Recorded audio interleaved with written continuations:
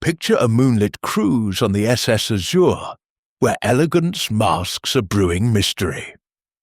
A priceless pearl earring vanishes from Lady Beatrice Harrow's ear during a lavish dinner, plunging the ship into suspicion. Was it the nervous steward Clara, desperate for escape? The cunning jeweller Mr. Weiss, eyeing a fortune? The boisterous Mr. Lyle, hiding sleight of hand? Or does Captain Crane know more than he lets on? Join Miss Jane Marple, the sharp-eyed spinster from St. Mary Mead, as she unravels a web of secrets, whispers, and a hidden boat, revealing a thief's desperate plan in just one night. Can she recover the pearl before it's lost forever? Chapter 1. The Moonlit Cruise. The SS Azure sliced through the dark waters of the English Channel, its polished deck reflecting the soft glow of lanterns strung along the railings. The night was clear, with a crescent moon casting a silver sheen over the sea, and the air carried the faint tang of salt and anticipation. The dinner cruise, a lavish affair hosted for a select group of society's notables, buzzed with the clink of glasses and the murmur of cultured voices.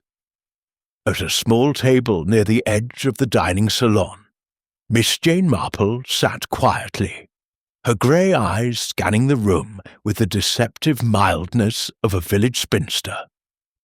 Her hands, delicate but sure, moved rhythmically over her knitting, the needles clicking like a metronome as she observed the evening's players. Lady Beatrice Harrow, a woman of refined beauty in her late 40s, held court at the central table.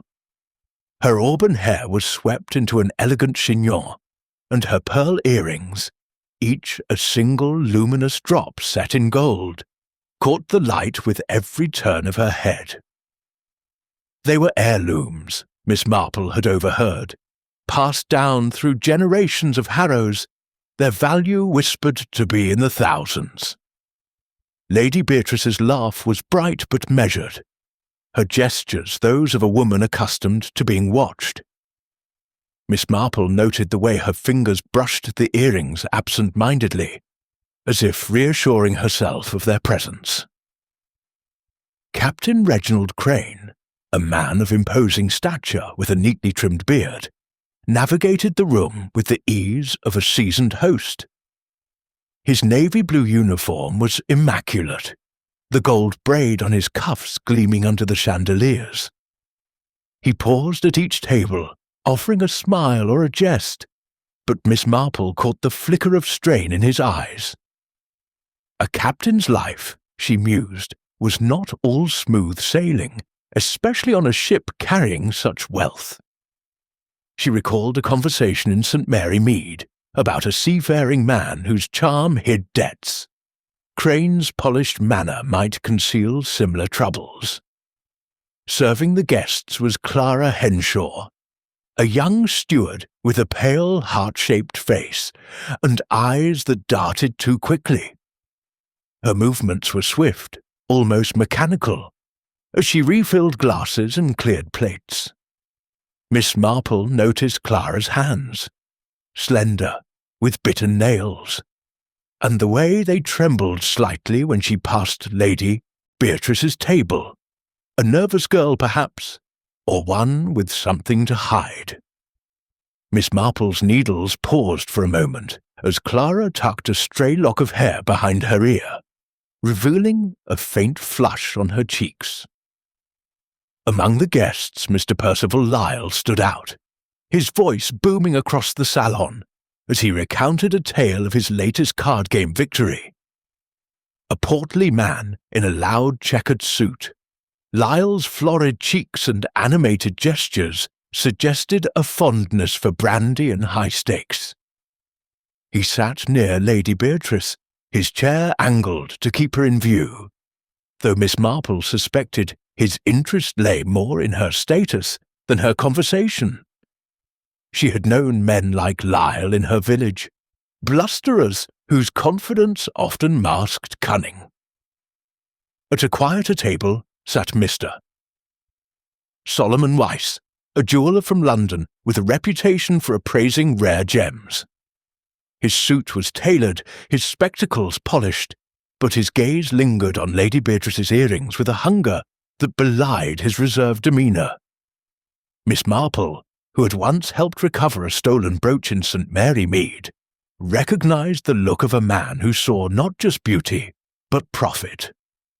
Weiss's fingers toyed with a small notebook, jotting occasional notes, and Miss Marple wondered if he was calculating the pearl's worth even now. The meal progressed through courses of consommé, poached salmon, and roast pheasant, each dish presented with flourish. Miss Marple declined the richer offerings, content with a modest portion and a glass of claret. She listened as the conversation turned to travel, politics, and the latest London scandals, her mind cataloguing details. The captain's brief absence during the fish course, Clara's hesitation when serving Lyle, Weiss's murmured comment about pearl quality to a nearby guest. The salon was a stage, and each player had a role, though their true motives remained veiled. As the evening drew on, Miss Marple felt a prickle of unease. She could not say why. Perhaps it was the way Clara's apron pocket seemed to bulge, or the fleeting glance Weiss cast toward the captain. In St. Mary Mead, such instincts had often led her to small truths. A pilfered coin, a hidden letter. Here, on this glittering ship, the stakes felt higher. She adjusted her shawl and resumed her knitting, her eyes never straying far from the drama unfolding under the lantern light. Chapter 2. The Vanishing Jewel, the dining salon of the SS Azure, bathed in the warm glow of chandeliers, had reached that pleasant lull between the main course and dessert. The clink of cutlery had softened, replaced by the hum of conversation and the occasional ripple of laughter. Miss Jane Marple, seated at her modest corner table, observed the scene with her customary quiet attentiveness. Her knitting lay in her lap, the needles still for the moment, as she sipped her claret and let her gaze drift across the room. The passengers, an assortment of wealth and refinement, seemed at ease, yet Miss Marple's sharp eyes caught the undercurrents beneath their polished surfaces. Small gestures, fleeting glances, the kind of details that in her experience often hinted at secrets. Lady Beatrice Harrow, radiant in her emerald silk gown, was the focal point of the central table. Her auburn hair gleamed under the lights, and her pearl earrings, those luminous heirlooms, drew admiring looks from her neighbours. Miss Marple had noted earlier how Lady Beatrice's fingers occasionally brushed the left earring, as if to confirm its presence. It was a habit, perhaps unconscious, that Miss Marple had seen in others who wore cherished possessions, like the vicar's wife in St. Mary Mead, who always touched her mother's locket during sermons. Now, as the stewards cleared the pheasant plates, Lady Beatrice's hand rose again to her ear, but this time her fingers froze. A sharp intake of breath cut through the salon's murmur, and her voice, clear and tremulous, rang out, "My earring! It's gone!" The words acted like a pebble dropped into a still pond. Conversation ceased, heads turned, and a hush fell over the room. Lady Beatrice's hand remained at her ear, her face paling as she patted her gown and the tablecloth in a futile search. Her table-mates, Mr. Percival Lyle, the boisterous card-player, and a quiet couple from Devon, leaned forward, their expressions a mix of concern and curiosity. Miss Marple's eyes, however, darted elsewhere, noting the reactions of those less obviously connected to the drama. Captain Reginald Crane, who had been conferring with a steward near the galley door, strode to the centre of the salon. His broad shoulders and authoritative presence commanded attention, though Miss Marple detected a flicker of unease in his otherwise steady gaze. "Ladies and gentlemen," he said, his voice resonant but tinged with strain, "please remain calm. We will conduct a thorough search. No one is to leave the salon until we've resolved this matter." His words were firm, but Miss Marple, who had once seen a village constable falter under pressure, sensed a man bracing for trouble. Clara Henshaw, the young steward, stood frozen near Lady Beatrice's table, a tray of dessert plates balanced in her trembling hands. Her pale face flushed crimson, and her eyes darted to the floor, as if searching for something or avoiding scrutiny. Miss Marple noted the way Clara's apron seemed to sit unevenly, one pocket slightly askew. It was a small detail, but in St. Mary Mead such details had unravelled many a petty theft. Clara resumed her duties, moving jerkily, and Miss Marple tucked the observation away. Mr. Solomon Weiss, the jeweller, rose from his table with a smoothness that contrasted with the room's sudden tension. "Lady Beatrice," he said, his voice measured and faintly accented, "may I be of assistance? I am familiar with such jewels, and might help identify it if found his offer was polite." But Miss Marple caught the gleam in his eyes, less concern, she thought, than calculation. She recalled a jeweller in her village who had once undervalued a stolen cameo to buy it cheaply. Mr. Weiss's eagerness struck a similar chord. Mr. Percival Lyle, his face already ruddy from brandy, snorted loudly. "A fine mess this is! A thief on a ship like this! Preposterous!" His indignation seemed genuine, but Miss Marple noted how his hands fidgeted, one thumb rubbing against his cufflinks. She had known men like Lyle, loud, self-assured, but not above sleight of hand at a card table, or perhaps elsewhere. His proximity to Lady Beatrice during dinner made him a figure worth watching. The captain organised a search with military precision. Stewards were dispatched to check under tables, along the carpeted floor, and even in the crevices of the plush chairs. Guests were asked to empty their pockets and handbags. A request met with murmurs of protest, but eventual compliance. Lady Beatrice, now seated and clutching a glass of water, recounted her movements. "I felt the earring during the fish course," she said, her voice steady despite her distress. "I adjusted my hair, and it was there. I didn't notice it missing until just now when I touched my ear again." Miss Marple, her knitting resumed but her attention undivided, calculated the timeline. The fish course had been served perhaps an hour ago, around 9 o'clock. Dessert was being cleared at 10:15. The earring had vanished in that window, on a ship where no one could easily escape. The thought brought to mind a case in St. Mary Mead, where a silver spoon had disappeared during a church fete, only to be found in a choir boy's pocket. The simplicity of that theft had been its cleverness. Here the stakes were higher, but the principle might be the same. The search yielded nothing. The stewards, led by Clara, returned empty-handed, their faces a mix of frustration and apprehension. Captain Crane's jaw tightened, and he addressed the room again.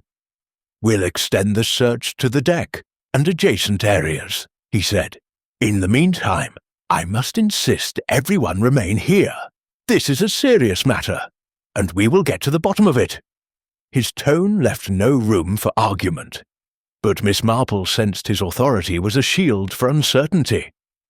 A captain, she reflected, was responsible for everything on his ship, including its scandals. As the guests settled into an uneasy wait, Miss Marple was approached by Mrs. Evelyn Carter. the wife of the quiet Devon couple. "Miss Marple, is it?" she said, her voice low. "I've heard you've a knack for solving puzzles. My cousin in St. Mary Mead mentioned you once. Something about a missing brooch." Miss Marple smiled modestly, neither confirming nor denying. "Perhaps you could lend your insight," Mrs. Carter continued. "This is dreadfully upsetting for poor Lady Beatrice." Miss Marple agreed to assist, her manner unassuming, but her mind already turning.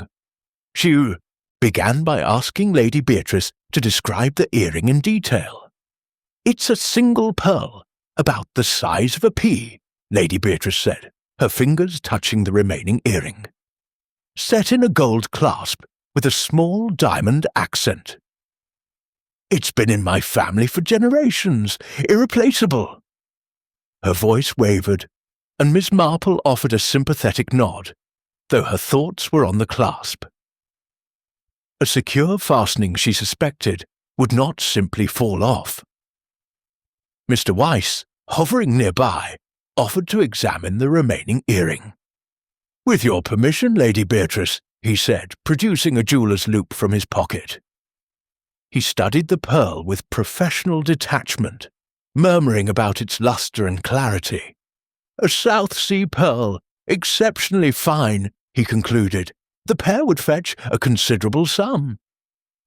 His tone was neutral, but Miss Marple noted how his fingers lingered on the gold setting, as if memorizing its design. She wondered if his expertise extended to recognizing a stolen jewel's hiding place. The atmosphere in the salon grew strained. Guests whispered among themselves, casting glances at the crew and each other. Mr. Lyle, now on his third brandy, muttered about shoddy security and untrustworthy servants. Clara, clearing a nearby table, flinched at his words, and Miss Marple's eyes narrowed. She had seen that flinch before, in a housemaid who had taken a silver spoon to pawn for a train ticket. Clara's nervousness was palpable, but was it guilt or merely fear of suspicion? Miss Marple rose, her shawl draped neatly over her shoulders, and approached the captain. "Might I have a word, Captain Crane?" she asked, her voice soft but insistent. He led her to a corner, away from prying ears. "I wonder," she said, "if the earring could have been caught in something, a tablecloth perhaps, or a guest's clothing. Might we examine the area where Lady Beatrice was seated?" The captain nodded, grateful for any suggestion, and directed Clara to assist. As they inspected the table, Miss Marple's eyes scanned the tablecloth, the chairs, and the floor. She noticed a small tear in the cloth near Lady Beatrice's seat, barely visible unless one looked closely. A thread hung loose, and Miss Marple's fingers brushed it lightly. It was a minor detail, but in her experience, such details could be telling. She recalled a case where a torn curtain had hidden a stolen watch. Could this tear conceal a clue? Clara, standing nearby, shifted uncomfortably. "It's nothing, ma'am," she said quickly. "Just a snag from a guest's ring, perhaps." Her voice was too eager, and Miss Marple smiled kindly, saying nothing.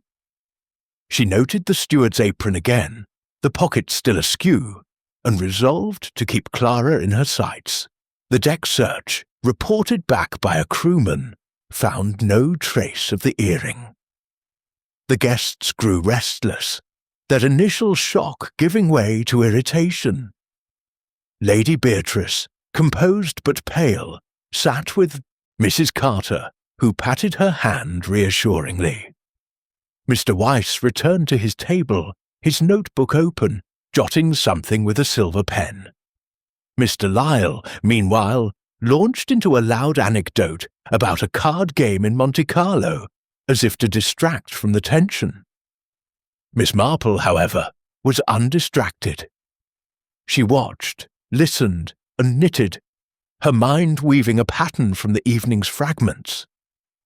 The earring's disappearance was no accident, she was certain. A pearl of such value did not simply fall and vanish on a ship this size. Someone had taken it, and that someone was likely still in the salon. She considered the players: Captain Crane, whose authority masked unease; Clara, whose nerves betrayed her; Weiss, whose expertise hinted at motive; Lyle, whose bluster might hide cunning. Each had opportunity, but which had the intent? In St. Mary Mead, motives were often simple: greed, desperation, envy. Here, on this floating stage of wealth, the motives might be no different, only dressed in finer clothes. As the clock struck 11, the captain announced that the search would continue, but the guests could retire to their cabins under supervision. Miss Marple declined to leave, preferring her corner table. She picked up her knitting, the needles resuming their steady rhythm. The earring was gone, but not far, she thought. The truth, like the pearl, was hidden in plain sight, waiting for her to uncover it. Chapter 3. The Captain's Command. The dining salon of the SS Azure, though still aglow with the soft light of chandeliers, had taken on a strained atmosphere, as if the very air had thickened with suspicion. The guests, confined to their seats by Captain Reginald Crane's decree, shifted restlessly, their earlier conviviality replaced by murmurs of discontent. Miss Jane Marple, seated at her corner table, appeared to be merely an elderly spinster absorbed in her knitting, but her grey eyes missed nothing.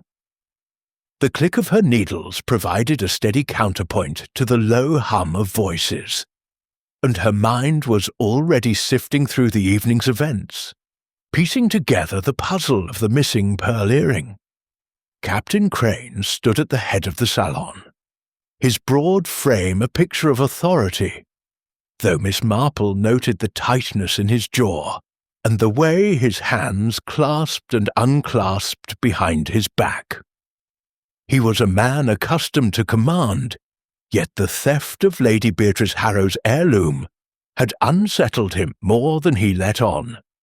"Ladies and gentlemen," he announced, his voice carrying a naval crispness, "I apologize for the inconvenience, but this matter must be resolved before anyone leaves the ship. We will conduct a thorough investigation, and I ask for your cooperation."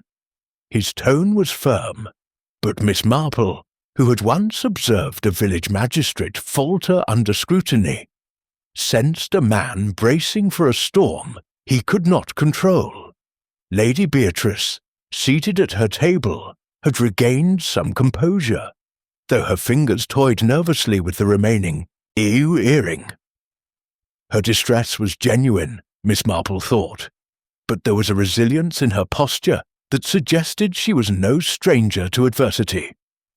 The pearl, she had said, was not just valuable, but sentimental, a link to her family's past. Miss Marple understood such attachments. In St. Mary Mead, a lost locket or a stolen heirloom could unravel a household's peace.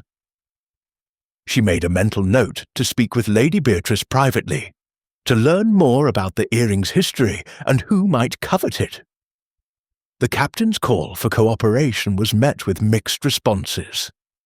Mr. Percival Lyle, his face flushed from brandy and indignation, muttered loudly about outrageous confinement and incompetent crew.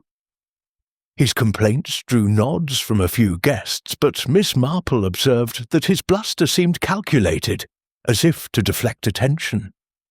She recalled a St. Mary Mead shopkeeper who protested loudly when accused of shortchanging customers, only to be found hiding coins in his apron.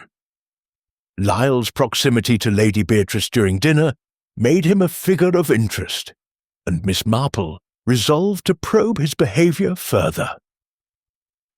Mr. Solomon Weiss, the jeweller, sat quietly at his table, his spectacles glinting as he watched the proceedings. His earlier offer to examine the remaining earring had been polite, but Miss Marple had caught the intensity in his gaze, as if the pearl held more than professional interest. She wondered about his circumstances. Had she not heard a guest mention his recent financial troubles? A man with debts might see a pearl like Lady Beatrice's as a lifeline. His notebook, still open on the table, bore fresh ink marks, and Miss Marple wondered what he had written in the wake of the theft. Clara Henshaw, the steward, moved among the tables, her tray now empty, but her hands still unsteady. Miss Marple's eyes lingered on her, noting the way Clara avoided eye contact with the guests, her movements hurried yet precise. The tear in the tablecloth near Lady Beatrice's seat, observed during the earlier search, nagged at Miss Marple's mind. It was a small thing, but in her experience, small things often led to larger truths. Clara's apron, too, remained a point of curiosity. Its pocket still bulged slightly, though she had claimed it held only a handkerchief. Miss Marple's thoughts drifted to a young parlour-maid in her village who had hidden a stolen brooch in her apron. The parallel was striking, though she cautioned herself against hasty conclusions. Mrs. Evelyn Carter, the Devon matron who had earlier sought Miss Marple's help, approached again, her face creased with concern. "Miss Marple," she whispered, leaning close, "this is dreadful for poor Beatrice. She's beside herself, though she hides it well. Do you think you could help? I know you've a gift for these things." Miss Marple smiled, her expression one of gentle modesty. "I'm no detective, Mrs. Carter," she said, "but I'll do what I can to assist. Perhaps you could tell me more about Lady Beatrice. Does she have enemies, or anyone who might envy her jewels?" Mrs. Carter hesitated, then lowered her voice further. "Beatrice is well liked, but her wealth draws attention. She mentioned earlier that the earrings were a gift from her late mother, and she wears them often. I suppose anyone could see their value." She glanced toward Mr. Weiss, then quickly away. "That jeweller fellow seemed awfully interested in them, didn't he?" Miss Marple nodded, filing the observation away. Gossip, she knew, could be as revealing as evidence, provided one sifted it carefully. At the captain's request, Miss Marple agreed to offer her amateur insights, a role she accepted with her usual self-effacement. She began by asking to revisit the timeline of the theft. Lady Beatrice, now joined by the captain and Mrs. Carter, repeated her account. "I felt the earring during the fish course," she said, her voice steady but strained. "I adjusted my hair. It was a little loose, you see, and I touched the pearl to ensure it was secure. I didn't notice it missing until I reached for it again, just before dessert." Miss Marple nodded, calculating the window. Roughly an hour, from 9 to 10:15. A narrow frame, but on a ship this size, sufficient for a deft hand. She turned to the captain. "Might we know who was near Lady Beatrice during that time?" she asked, her tone mild but purposeful. Captain Crane consulted his memory, then pointed to Mr. Lyle, who had been seated to Lady Beatrice's left, and the Carters to her right. Clara had served their table repeatedly, and other stewards had passed by. Mr. Weiss, though seated across the room, had approached during a brief conversation about London jewellers, prompted by Lady Beatrice's earrings. Miss Marple's needles clicked softly as she listened, her mind mapping the salon's layout and the movements within it. The captain, eager for progress, suggested a second search of the salon, this time focusing on the guest's belongings. The request sparked protests, particularly from Mr. Lyle, who declared it an affront to decency. Miss Marple, however, supported the idea, knowing that objections often hid fear. The search was conducted with care, stewards patting down coats and inspecting handbags under the captain's watchful eye. Nothing was found, though Miss Marple noted Clara's reluctance to have her own apron examined. "Just my handkerchief, sir," she murmured to the captain, her voice barely audible. Miss Marple's eyes narrowed slightly, but she said nothing. As the search concluded, Mr. Weiss approached Lady Beatrice, his manner solicitous. "If I may, Lady Beatrice," he said, "I could sketch the earrings' design to aid the crew's search." A precise description might help, Lady Beatrice agreed, and Weiss produced his notebook, sketching with quick, practised strokes. Miss Marple, standing nearby, observed the sketch. The pearl, the gold clasp, the small diamond accent. It was detailed, almost too detailed, as if drawn from close inspection. She recalled a saint, Mary Mead jeweller who had sketched stolen goods to sell them discreetly. Was Weiss capable of such a scheme? The hour grew late, and the guest's patience waned. Captain Crane, sensing the mood, promised a resolution by morning, and allowed limited movement within the salon, though no one could leave the ship. Miss Marple, declining to retire, requested permission to walk the deck for air, a request the captain granted with a nod. She stepped outside, her shawl wrapped tightly against the sea breeze, and paused by the railing. The moonlit water stretched endlessly, and the ship's deck was quiet, save for the creak of ropes and the distant hum of the engine. She noticed a small ladder leading to a lower platform, where a crewman stood, smoking a cigarette. His silhouette was unfamiliar, but his presence suggested vigilance or secrecy. Returning to the salon, Miss Marple resumed her seat, her knitting a comforting ritual. The captain's command, she reflected, was a necessary show of control, but it had revealed more than he intended. Clara's nervousness, Weiss's eagerness, Lyle's protests, all were threads in a tapestry she was beginning to weave. The earring was not lost, she was certain. It was taken, and the thief was likely among them. In St. Mary Mead, thefts were often born of opportunity and desperation. Here, on this elegant ship, the motives might be cloaked in sophistication, but they were no less human. As the salon settled into an uneasy quiet, Miss Marple's needles moved steadily, her mind alert for the next clue. Chapter 4. The Guest's Gambit. The SS Azure's dining salon, though still elegant with its polished wood and glittering chandeliers, had taken on the air of a parlour where a game of wits was afoot. The guests, confined by Captain Crane's orders, shifted between impatience and unease, their eyes darting to one another as suspicion thickened. Miss Jane Marple, seated in her quiet corner, appeared absorbed in her knitting, the soft click of her needles a steady rhythm against the murmurs of discontent.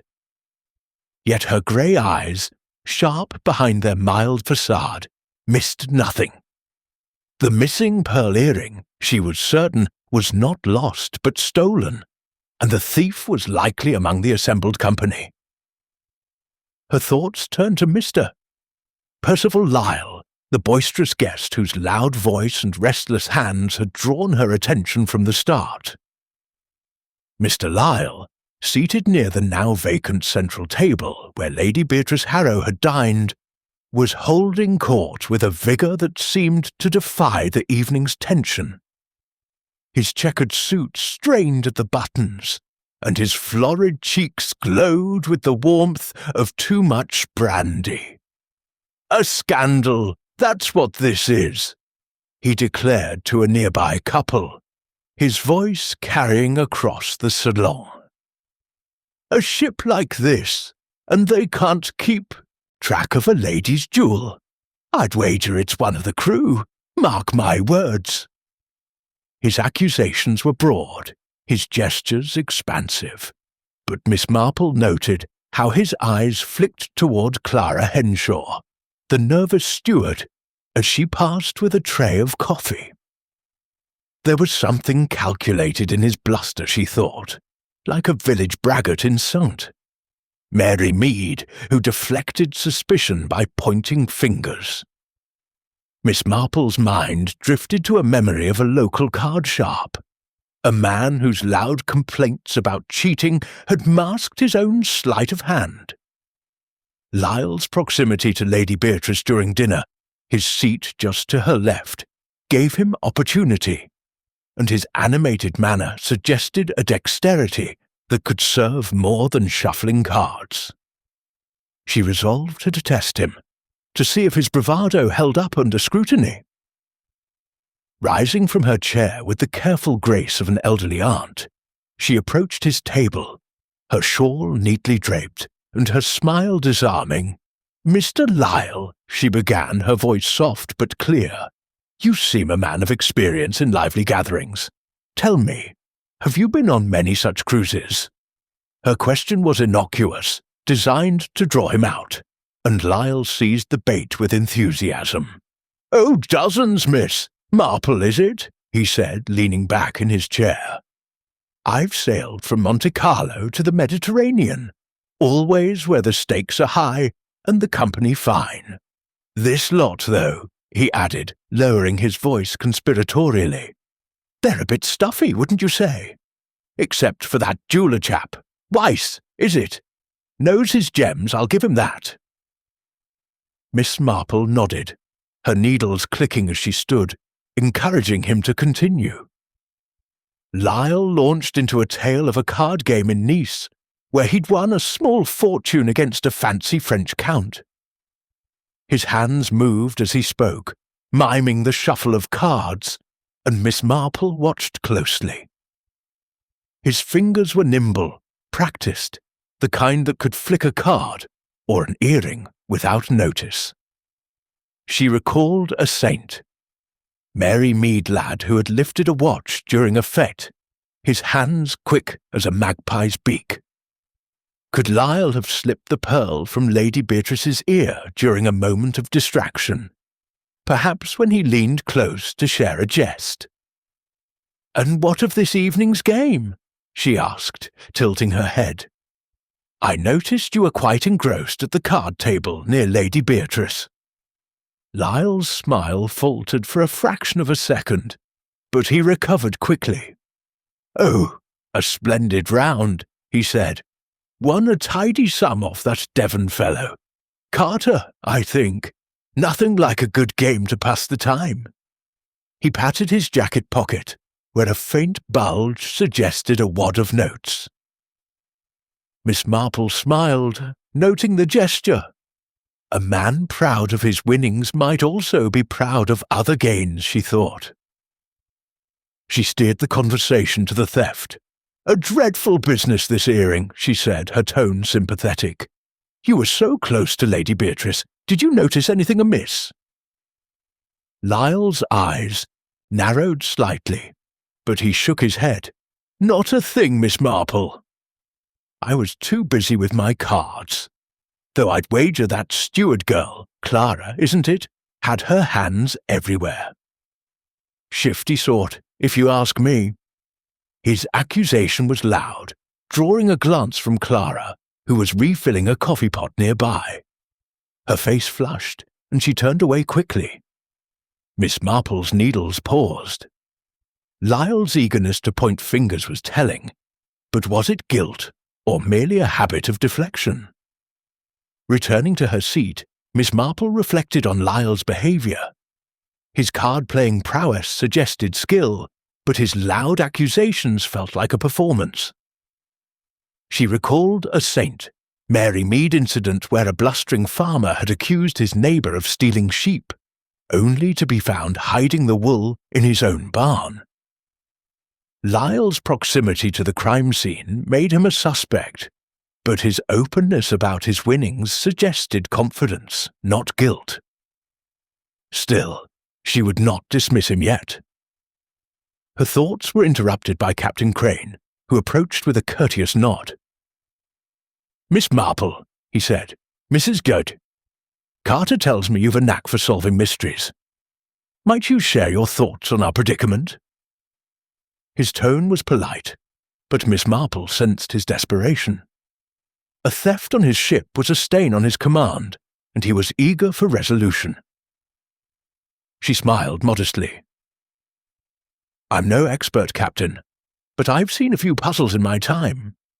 Perhaps we might consider who had the best opportunity to take the earring."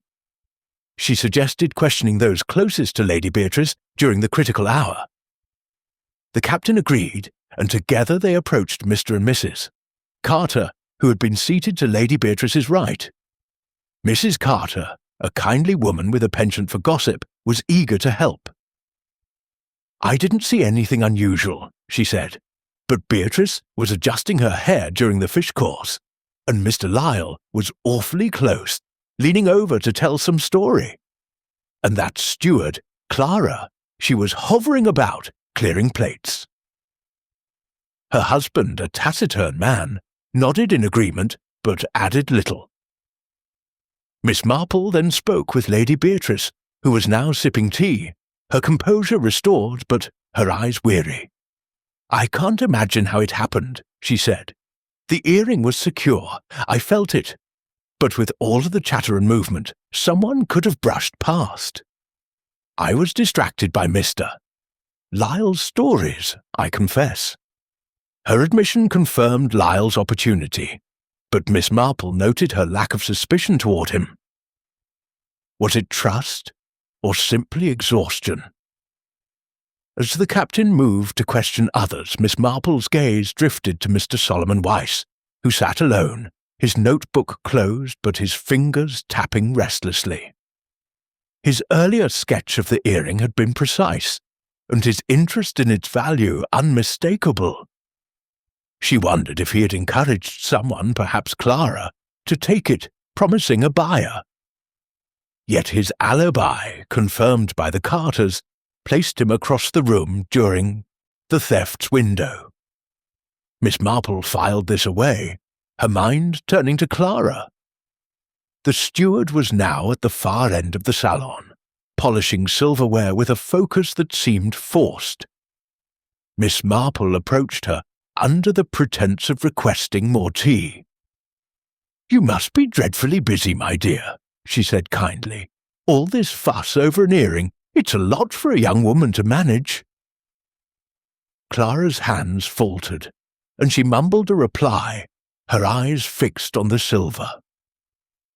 Miss Marple noted the faint tremor in her fingers and the way her apron pockets still bulged. "You've been serving all evening," she continued. "Did you notice anyone near Lady Beatrice who seemed out of place?"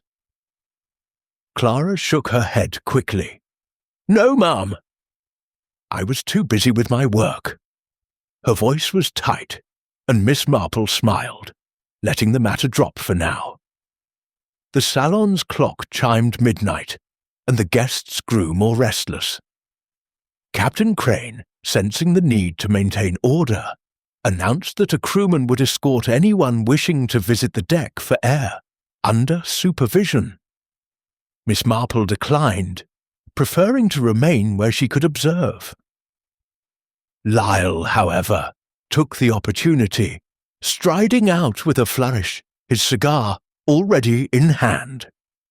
She watched him go, wondering if his exit was a chance to dispose of evidence, or simply to escape the salon's scrutiny.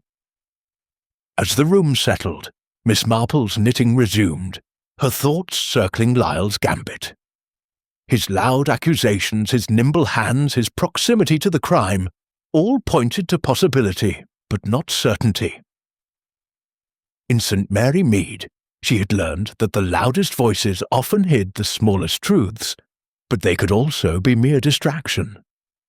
Lyle was a player in this game, but whether as thief or pawn, she could not yet say. The earring, she felt, was still close, hidden by someone who knew the ship's rhythms. Her needles clicked on, weaving a pattern as intricate as the mystery itself. Chapter 5. The Steward's Shadow. The SE's Azure's dining salon, though still a picture of elegance with its gleaming chandeliers and polished tables, had become a stage for unspoken tensions. The guests, confined by Captain Crane's orders, murmured among themselves, their earlier conviviality eroded by the mystery of the missing pearl earring. Miss Jane Marple, seated in her unobtrusive corner, appeared to be merely knitting, her needles moving with a soft rhythmic click. But her sharp grey eyes roamed the room, lingering on the figures who played their parts in this unfolding drama. Her attention settled on Clara Henshaw, the young steward whose nervous demeanour and quick hands had piqued her interest from the start. In St. Mary Mead, Miss Marple had known girls like Clara, quiet, watchful, often hiding secrets behind their deference, and she sensed a story beneath the steward's guarded exterior. Clara moved through the salon with a practised efficiency, her tray now laden with empty coffee cups as she cleared tables. Yet there was a stiffness to her movements, a hesitation that betrayed unease. Miss Marple noted the way Clara's eyes darted to the corners of the room, avoiding the gazes of the guests, particularly Mr. Percival Lyle, who continued to mutter about untrustworthy servants. The steward's apron, slightly askew, still drew Miss Marple's attention, its pocket bulging in a way that seemed more than a mere handkerchief could account for. She recalled a maid in her village who had hidden a stolen silver spoon in her apron, her guilt betrayed by a similar nervous fidgeting. Clara's behaviour was not yet proof, but it was a thread worth following. The salon's atmosphere grew heavier as the night wore on, the clock's hands creeping past midnight. Captain Crane, his face etched with strain, maintained his post near the galley door, conferring with a crewman in low tones. Lady Beatrice Harrow, seated with Mrs. Carter, sipped tea and spoke softly, her composure a testament to her breeding, though her fingers occasionally touched the remaining earring, as if to anchor herself. Mr. Solomon Weiss, the jeweller, sat alone, his notebook closed, but his spectacles glinting as he watched the room with a detached intensity. Miss Marple's thoughts flickered to him briefly. His expertise and financial troubles made him a figure of interest. But Clara's presence pulled her focus back. Miss Marple rose, her shawl draped neatly over her shoulders, and approached the serving station where Clara was polishing a coffee pot. Her approach was gentle, her smile that of a kindly aunt, designed to put the young woman at ease. "My dear," she said, her voice soft but clear, "you've been working so hard this evening. It must be trying, with all this fuss over Lady Beatrice's earring." Clara's hands paused, and she glanced up, her pale face flushing slightly. "It's my job, ma'am," she replied, her voice low and clipped. "I'm used to it." But her eyes flicked to the side, and Miss Marple noted the tremor in her fingers as she resumed polishing. "You mustn't see so much moving about the salon," Miss Marple continued, her tone conversational. "People don't always notice a steward, do they? But I imagine you notice them. Little things, perhaps, that others miss." Clara's flush deepened, and she shook her head quickly. "I don't pay much mind, ma'am. Just do my work." Her words were polite, but there was a tightness to them, and Miss Marple's needles, now in her hands, clicked softly as she pressed further. "Of course, my dear. But you were near Lady Beatrice's table often tonight, weren't you? Did you see anyone linger too long, perhaps, or act oddly?" Clara's eyes darted to the floor, and she busied herself with the coffee pot. "No, ma'am. It was a busy night. I didn't see anything out of place." Her voice was barely above a whisper, and Miss Marple smiled, letting the question hang. She had seen this. Before, a young woman in St. Mary Mead, a housemaid, had answered just as evasively when questioned about a missing brooch, only to confess later under gentle pressure.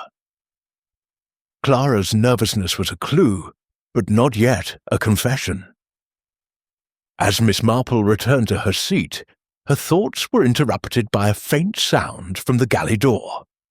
A low, urgent whisper. She glanced over to see Clara speaking to a crewman, a wiry young man with a sailor's cap pulled low. The conversation was brief, Clara's hands gesturing quickly before she turned away, her face pale.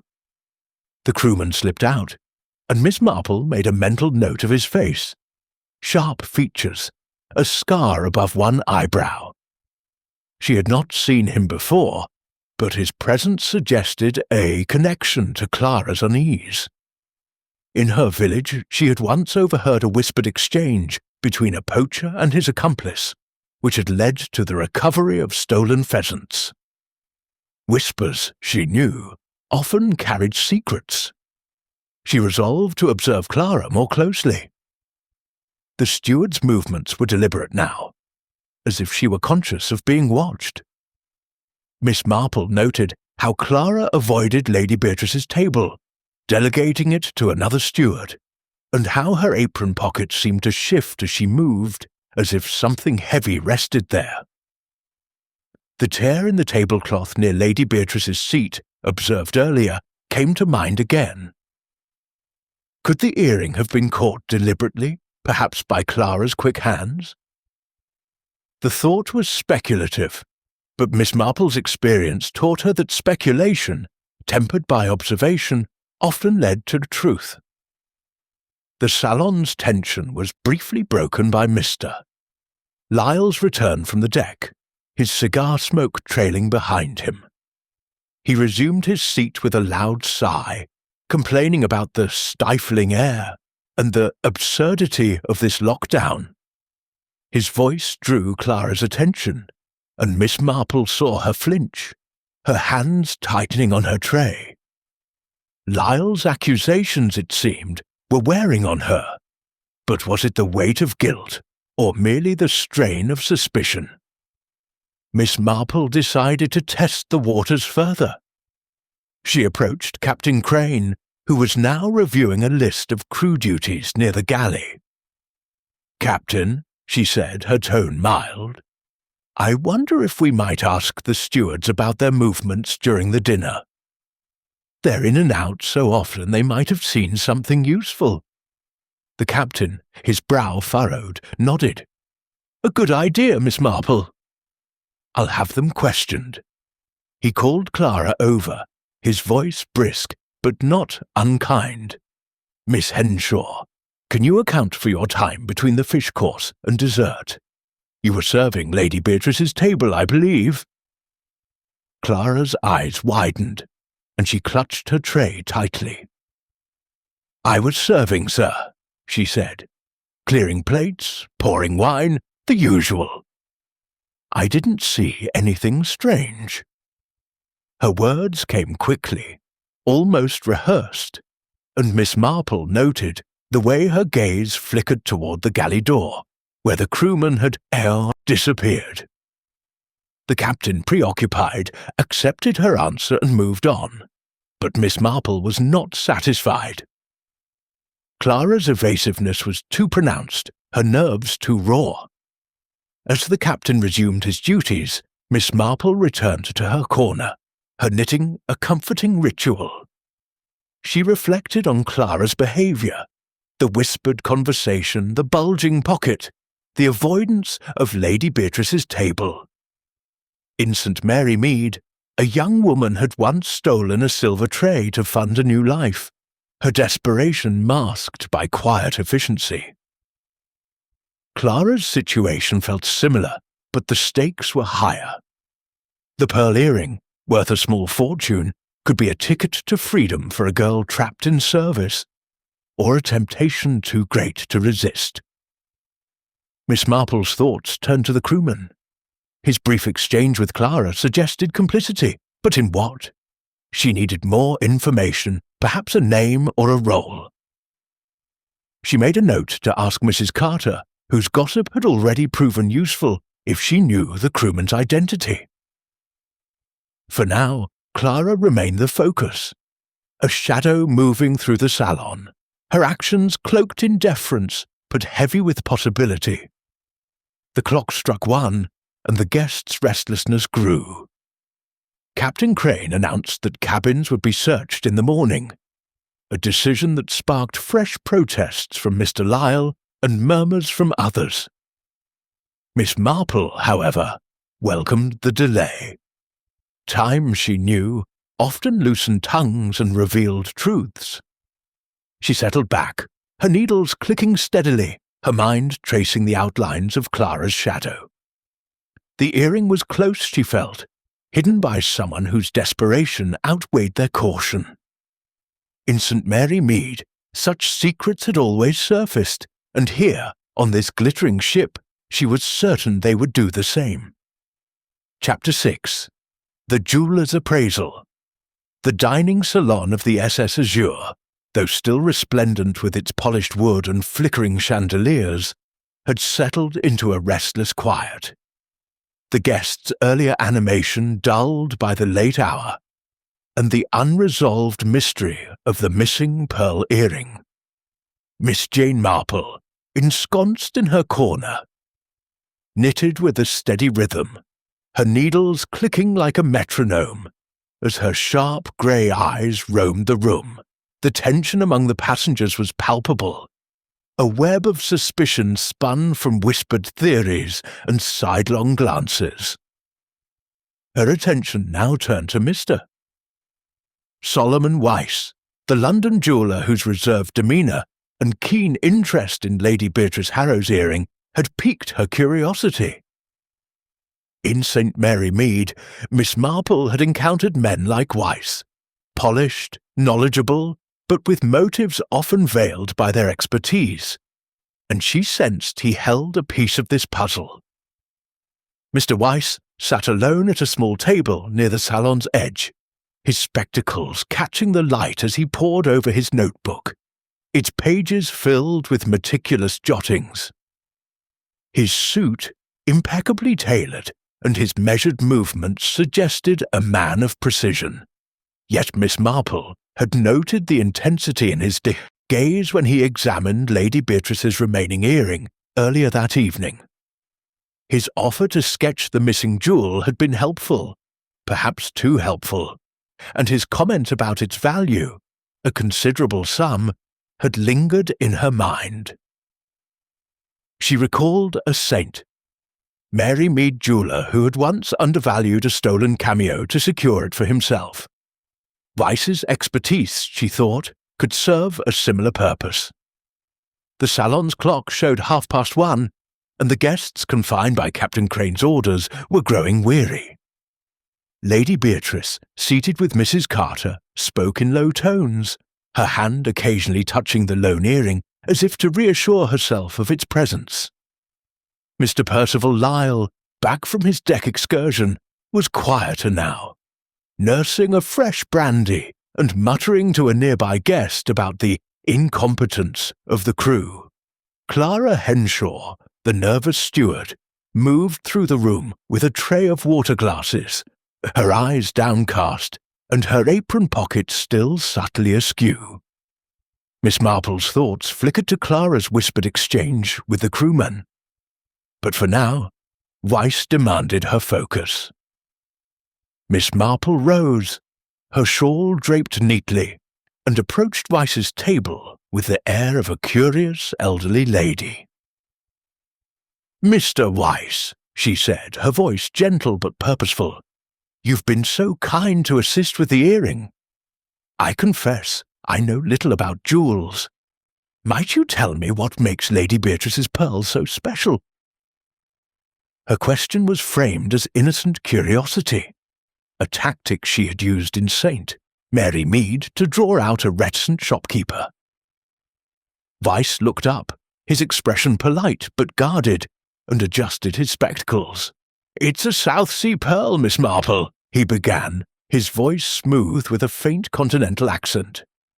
"Rare for its size and lustre, with a gold clasp and a diamond accent that suggest craftsmanship from the last century.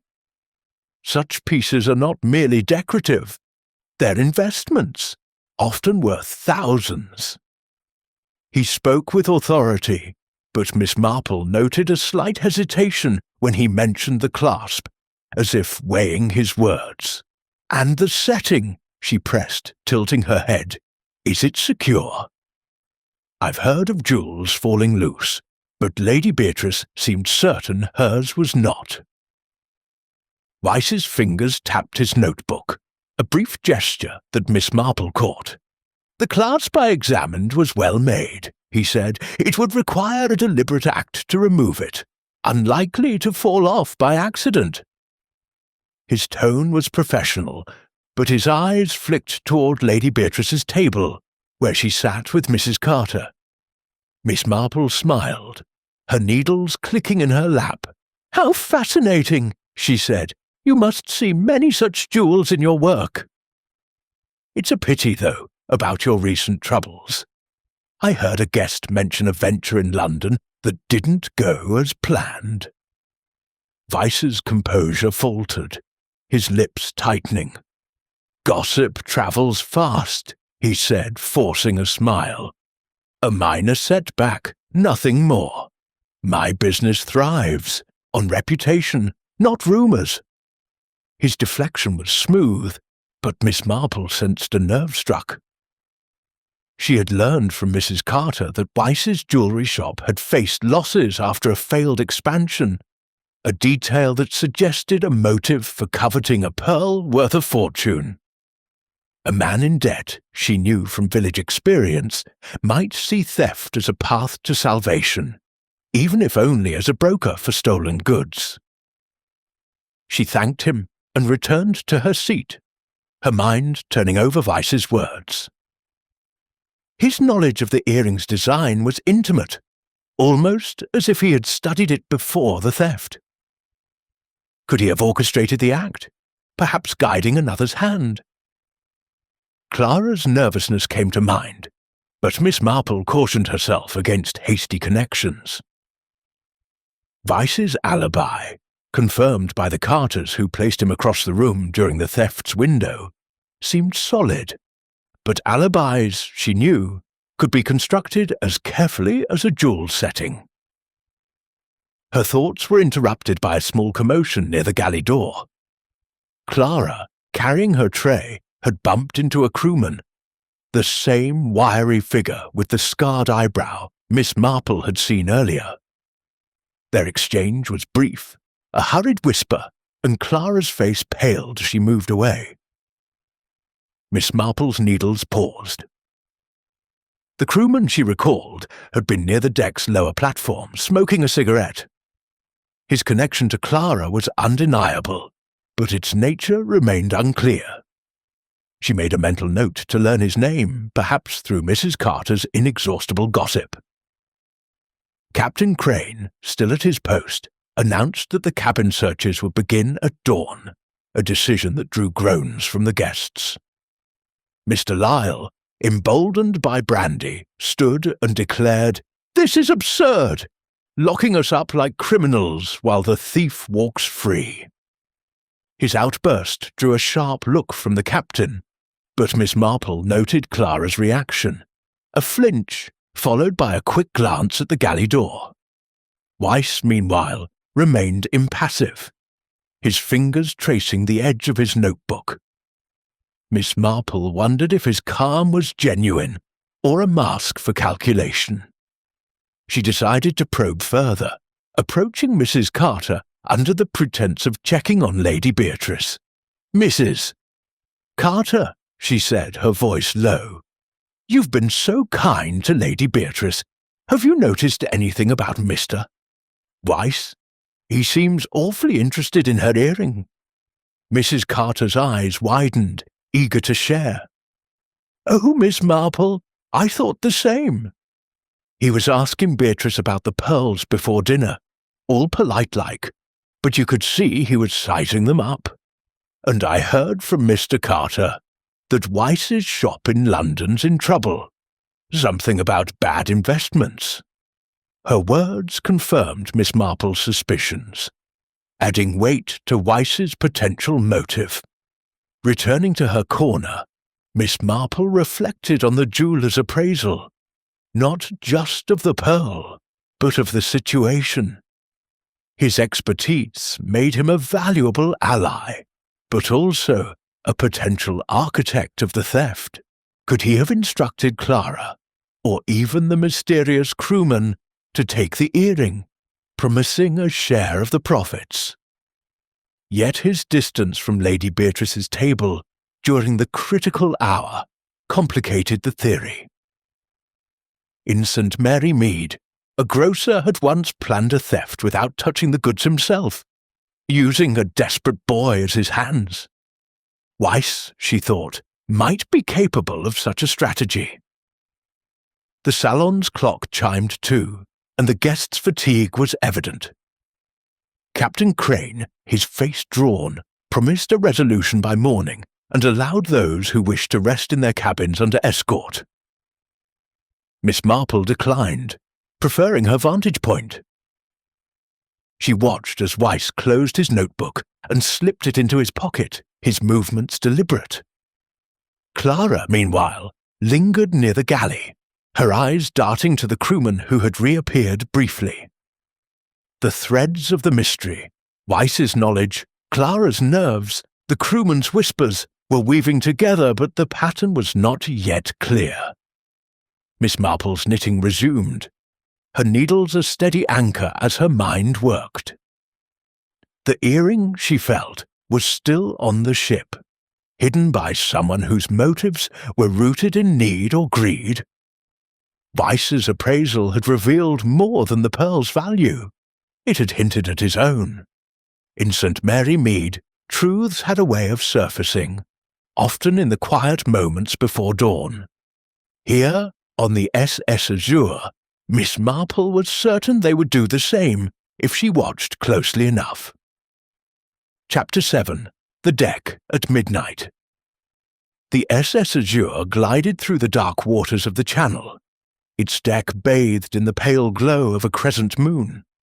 The dining salon, though still aglow with chandeliers, had grown stifling with the weight of suspicion and confinement.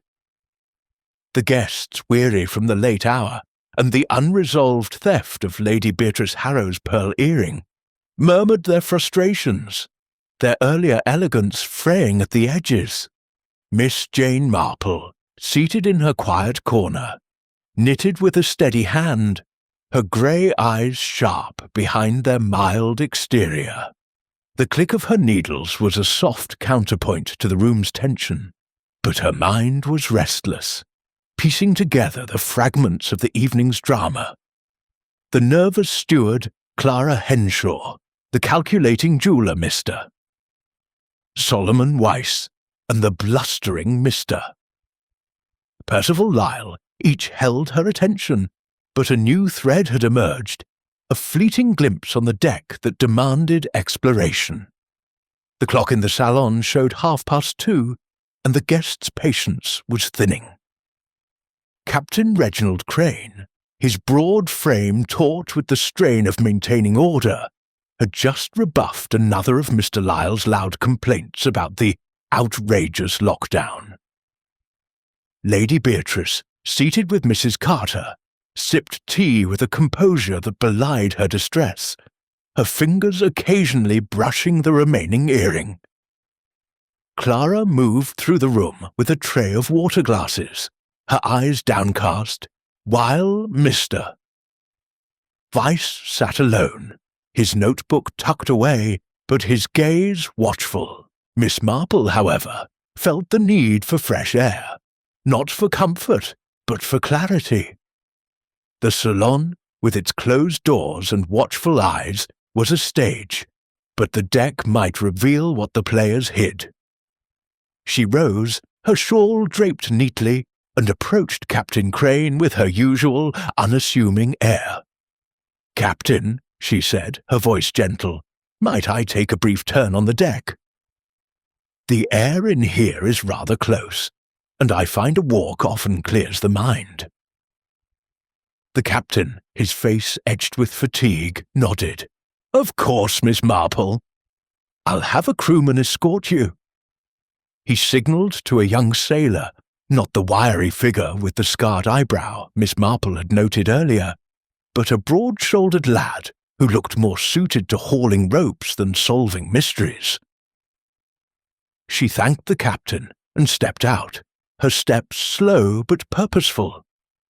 The deck was a stark contrast to the salon's warmth. The night air was crisp, carrying the salt tang of the sea, and the moon cast long shadows across the polished wood. The ship's gentle sway was soothing, but Miss Marple's senses were alert.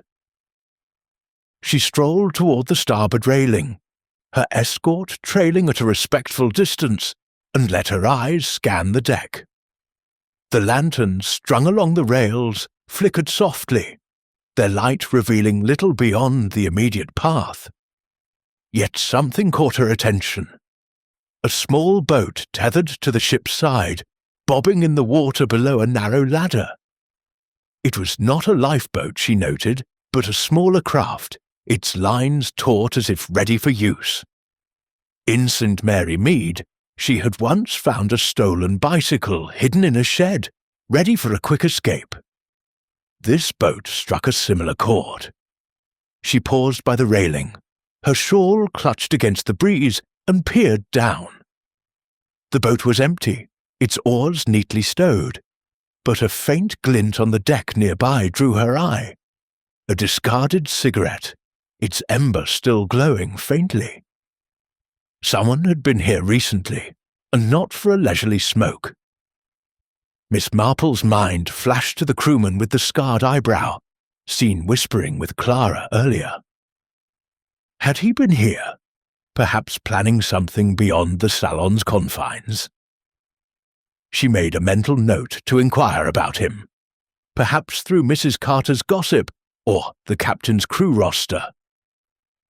Turning back toward the salon, she noticed a faint scuff mark on the deck near the ladder, as if someone had climbed down or up in haste. The mark was fresh, the wood slightly splintered, and Miss Marple crouched to examine it, her escort watching curiously. "Just a bit of wear," she murmured, smiling to reassure the sailor. But her thoughts were racing. A boat, a cigarette, a scuff mark. These were not random. In her village, a poacher had once left boot prints near a stolen henhouse, leading to his capture. Here, the deck's clues suggested a plan, perhaps an escape, tied to the earrings theft. She resumed her walk, circling toward the stern, where the deck was quieter. The crewman followed, his footsteps heavy, and Miss Marple sensed his boredom. Good, she thought.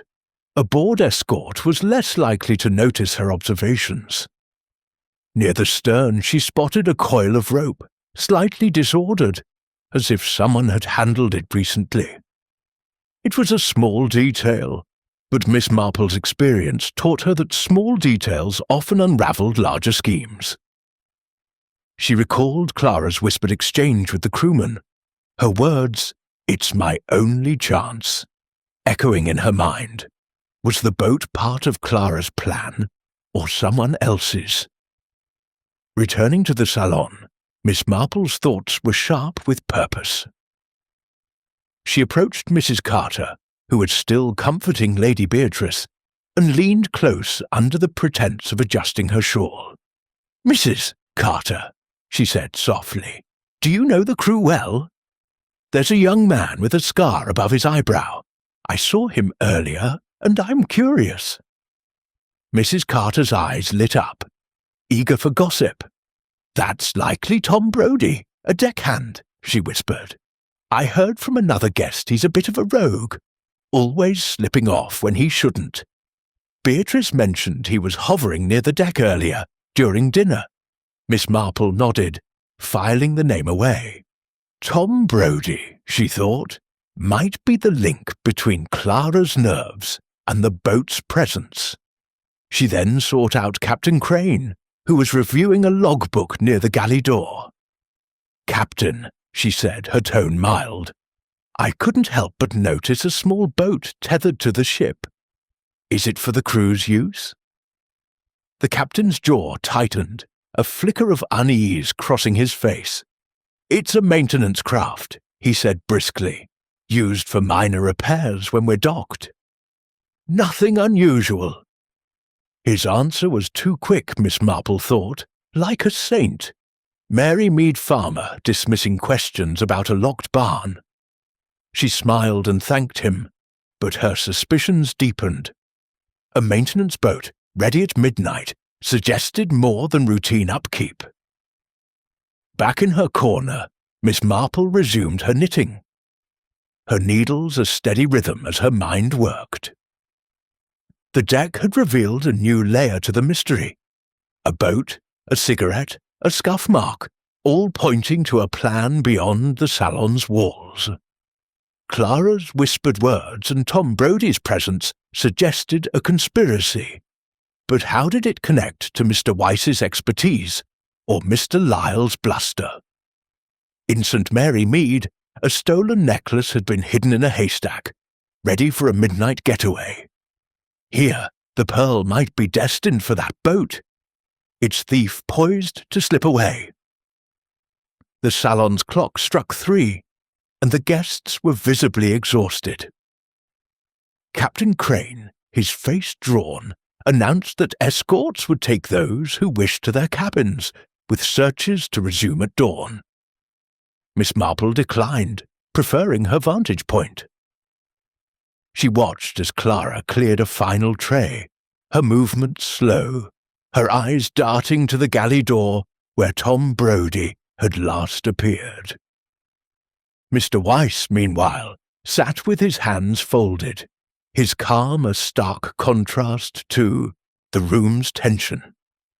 Mr. Lyle, subdued by the hour, sipped his brandy in silence. Miss Marple's needles clicked on, her thoughts weaving a pattern from the night's clues. The deck at midnight had shown her a glimpse of the thief's intent. A plan for escape, perhaps, or a handover. Clara remained her focus, but Tom Brodie's role was emerging, and the captain's unease hinted at deeper currents. In St. Mary Mead, truths often surfaced in the quiet hours, revealed by a careless word or a misplaced clue. Here, on the SS Azure, Miss Marple was certain the pearl's hiding place would soon come to light, if she followed the threads to their source. Chapter 8. A pattern emerges. The SS Azure, its deck now kissed by the first light of dawn, lay anchored in the calm waters of the Channel, the moon having yielded to a pale, misty sunrise. Within the dining salon, the air was heavy with fatigue and suspicion, the guests' elegance fraying under the strain of confinement, and the unresolved theft of Lady Beatrice Harrow's pearl earring. Miss Jane Marple, seated in her familiar corner, knitted with a quiet precision, her needles clicking softly as her sharp grey eyes surveyed the room. The night's events had woven a complex tapestry of clues, Clara Henshaw's nervous whispers, Mr. Solomon Weiss's calculated interest, Mr. Percival Lyle's bluster, and the mysterious boat tethered to the ship's side. Now, as the salon stirred with the promise of morning searches, Miss Marple's mind began to trace a pattern, one that felt hauntingly familiar from her days in St. Mary Mead. The clock showed 5:30, and the guests, bleary-eyed, sipped coffee brought by a subdued Clara. Captain Reginald Crane, his uniform slightly rumpled from the long night, stood near the galley door, issuing orders to his crew for the impending cabin searches. Lady Beatrice, her composure strained but intact, sat with Mrs. Carter, her fingers no longer touching the remaining earring, but clasped tightly in her lap. Mr. Weiss, his spectacles polished, sat with his notebook closed, his face a mask of calm that Miss Marple found too deliberate. Mr. Lyle, his brandy replaced by black coffee, muttered less now, his energy sapped by the hour. Clara, moving with mechanical efficiency, avoided eye contact, her apron pocket still askew. A detail Miss Marple had not forgotten. The steward's behaviour, coupled with her whispered exchange with the deckhand Tom Brodie and the small boat on the deck, had solidified Miss Marple's suspicions. In St. Mary Mead, she had once known a young woman, a governess, who stole a silver candlestick to fund a new life abroad, her desperation masked by quiet diligence. Clara's nervous glances and hurried words echoed that pattern, suggesting a motive rooted in escape or need. Yet the boat and Tom Brodie hinted at a larger scheme, one that might involve others. Miss Marple's thoughts flickered to Weiss, whose financial troubles made him a potential orchestrator, and to the captain, whose unease about the boat suggested knowledge he withheld. Lyle, though loud, seemed less likely, his bluster more distraction than deceit. Determined to test her emerging theory, Miss Marple requested permission from Captain Crane to revisit the dining salon's central table, where Lady Beatrice had sat during dinner. "A fresh look, Captain," she said, her voice mild, "might reveal something overlooked in the night's haste." The captain, his face etched with exhaustion, agreed, grateful for any lead. Accompanied by a crewman, not Tom Brodie, she noted, Miss Marple approached the table, her eyes scanning the pristine cloth and polished wood. The tear she had noticed earlier, a small snag near Lady Beatrice's seat, drew her attention again. She knelt, her movements slow but deliberate, and examined the fabric closely. A single thread, pale blue and slightly frayed, hung loose, caught in a splinter of the table's edge. It was not from the tablecloth, she realized, but from something else, perhaps an apron. Miss Marple's mind flashed to Clara's uniform, its blue trim matching the thread. In St. Mary Mead, a torn hem had once betrayed a thief who brushed against a rosebush while hiding stolen coins. Could Clara have snagged her apron while reaching for the earring, perhaps during a moment of distraction? The steward's frequent presence at the table, clearing plates and pouring wine, gave her ample opportunity. Miss Marple straightened, her shawl slipping slightly, and murmured to the crewman that the tear was just a bit of wear. But her thoughts were racing. The thread was a clue, small but significant, tying Clara to the scene more firmly than before. She returned to her seat, her knitting resumed, and observed Clara as she served coffee to a nearby table. The steward's hands were steady now, but her eyes darted to the galley door, where Tom Brodie had last appeared. Miss Marple recalled the deckhand's scar and the cigarette on the deck, its ember glowing in the moonlight. The boat, tethered and ready, suggested a plan for escape. But why now?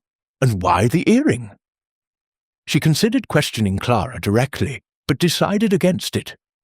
Pressure might make the girl clam up, as a saint. Mary Meadmaid had once done when accused too soon. Instead, she turned to Mrs. Carter, who was now alone, Lady Beatrice having stepped away to speak with the captain. "Mrs. Carter," Miss Marple said, leaning close, "you've been such a help to Lady Beatrice. Have you heard anything more about that deckhand, Tom Brodie? He seems an elusive figure." Mrs. Carter's eyes lit up, her love of gossip undimmed by the hour. "Oh, Miss Marple, he's a sly one," she whispered. "I heard from a steward that he's been in trouble before, something about smuggling goods on another ship. And he's thick with Clara, always whispering in corners.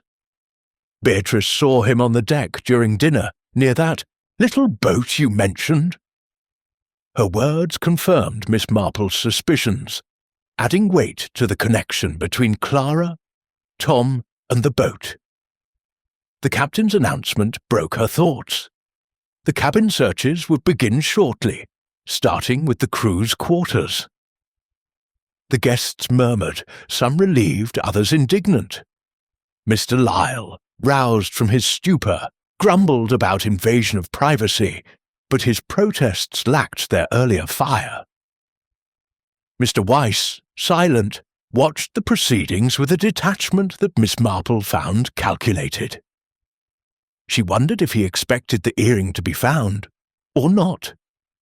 His sketch of the jewel, so precise, lingered in her mind.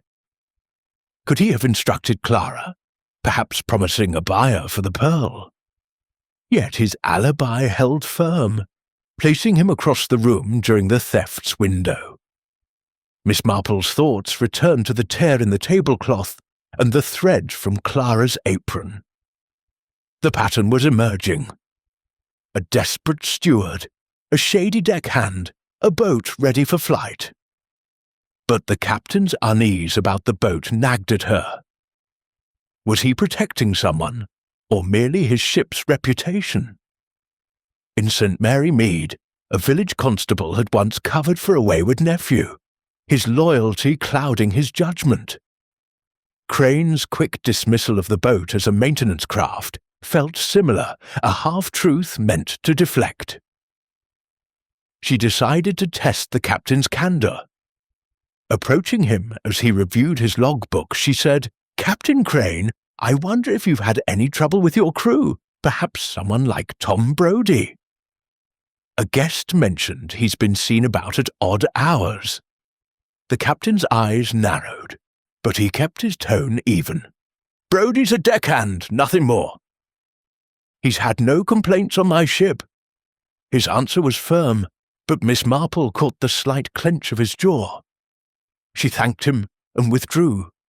Her suspicions deepened. Crane knew more than he admitted, and Tom Brodie was a name to watch.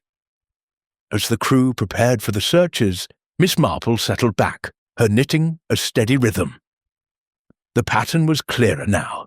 Clara's desperation, Tom's complicity, the boat's purpose. Weiss's role remained uncertain, his expertise a potential catalyst, while Lyle's bluster seemed increasingly irrelevant. The earring, she felt, was still on the ship, likely hidden in a place only a steward would know, perhaps Clara's apron, or a nook accessible to Tom. In St. Mary Mead, truths had a way of surfacing with the dawn, revealed by a careless glance or a misplaced clue. Here, on the SS Azure, Miss Marple was certain the pearl's hiding place would soon be found, if she followed the pattern to its end. Chapter 9. The Steward's Confession. The SS Azure lay still in the pale dawn, its deck kissed by a faint mist that curled over the channel's calm waters. Within the dining salon, the atmosphere was taut, the guests' weariness mingling with a restless anticipation as the crew prepared for the cabin searches. The theft of Lady Deem, Beatrice Harrow's pearl earring, had cast a shadow over the elegant cruise, and the confined passengers whispered theories, their eyes darting with suspicion. Miss Jane Marple, seated in her quiet corner, knitted with her usual calm, the soft click of her needles a steady pulse against the room's unease. Her sharp grey eyes, however, were alert, piecing together the threads of the mystery. Clara Henshaw's nervous demeanour, the deckhand Tom Brodie's whispered exchange, the small boat tethered to the ship, and the faint thread caught in the table's splintered edge. The pattern was clear now, and Miss Marple sensed the truth was close, waiting to be gently unravelled, as she had done so often in St. Mary Mead. The clock showed 6 in the morning, and the salon was bathed in the soft light filtering through the portholes. Captain Reginald Crane, his face haggard from the sleepless night, stood near the galley door, issuing final instructions to his crew. Lady Beatrice, her composure strained, sat with Mrs. Carter, her hands folded tightly, the lone earring gleaming in the dawn's glow. Mr. Percival Lyle, subdued by fatigue, sipped coffee in silence, his earlier bluster faded.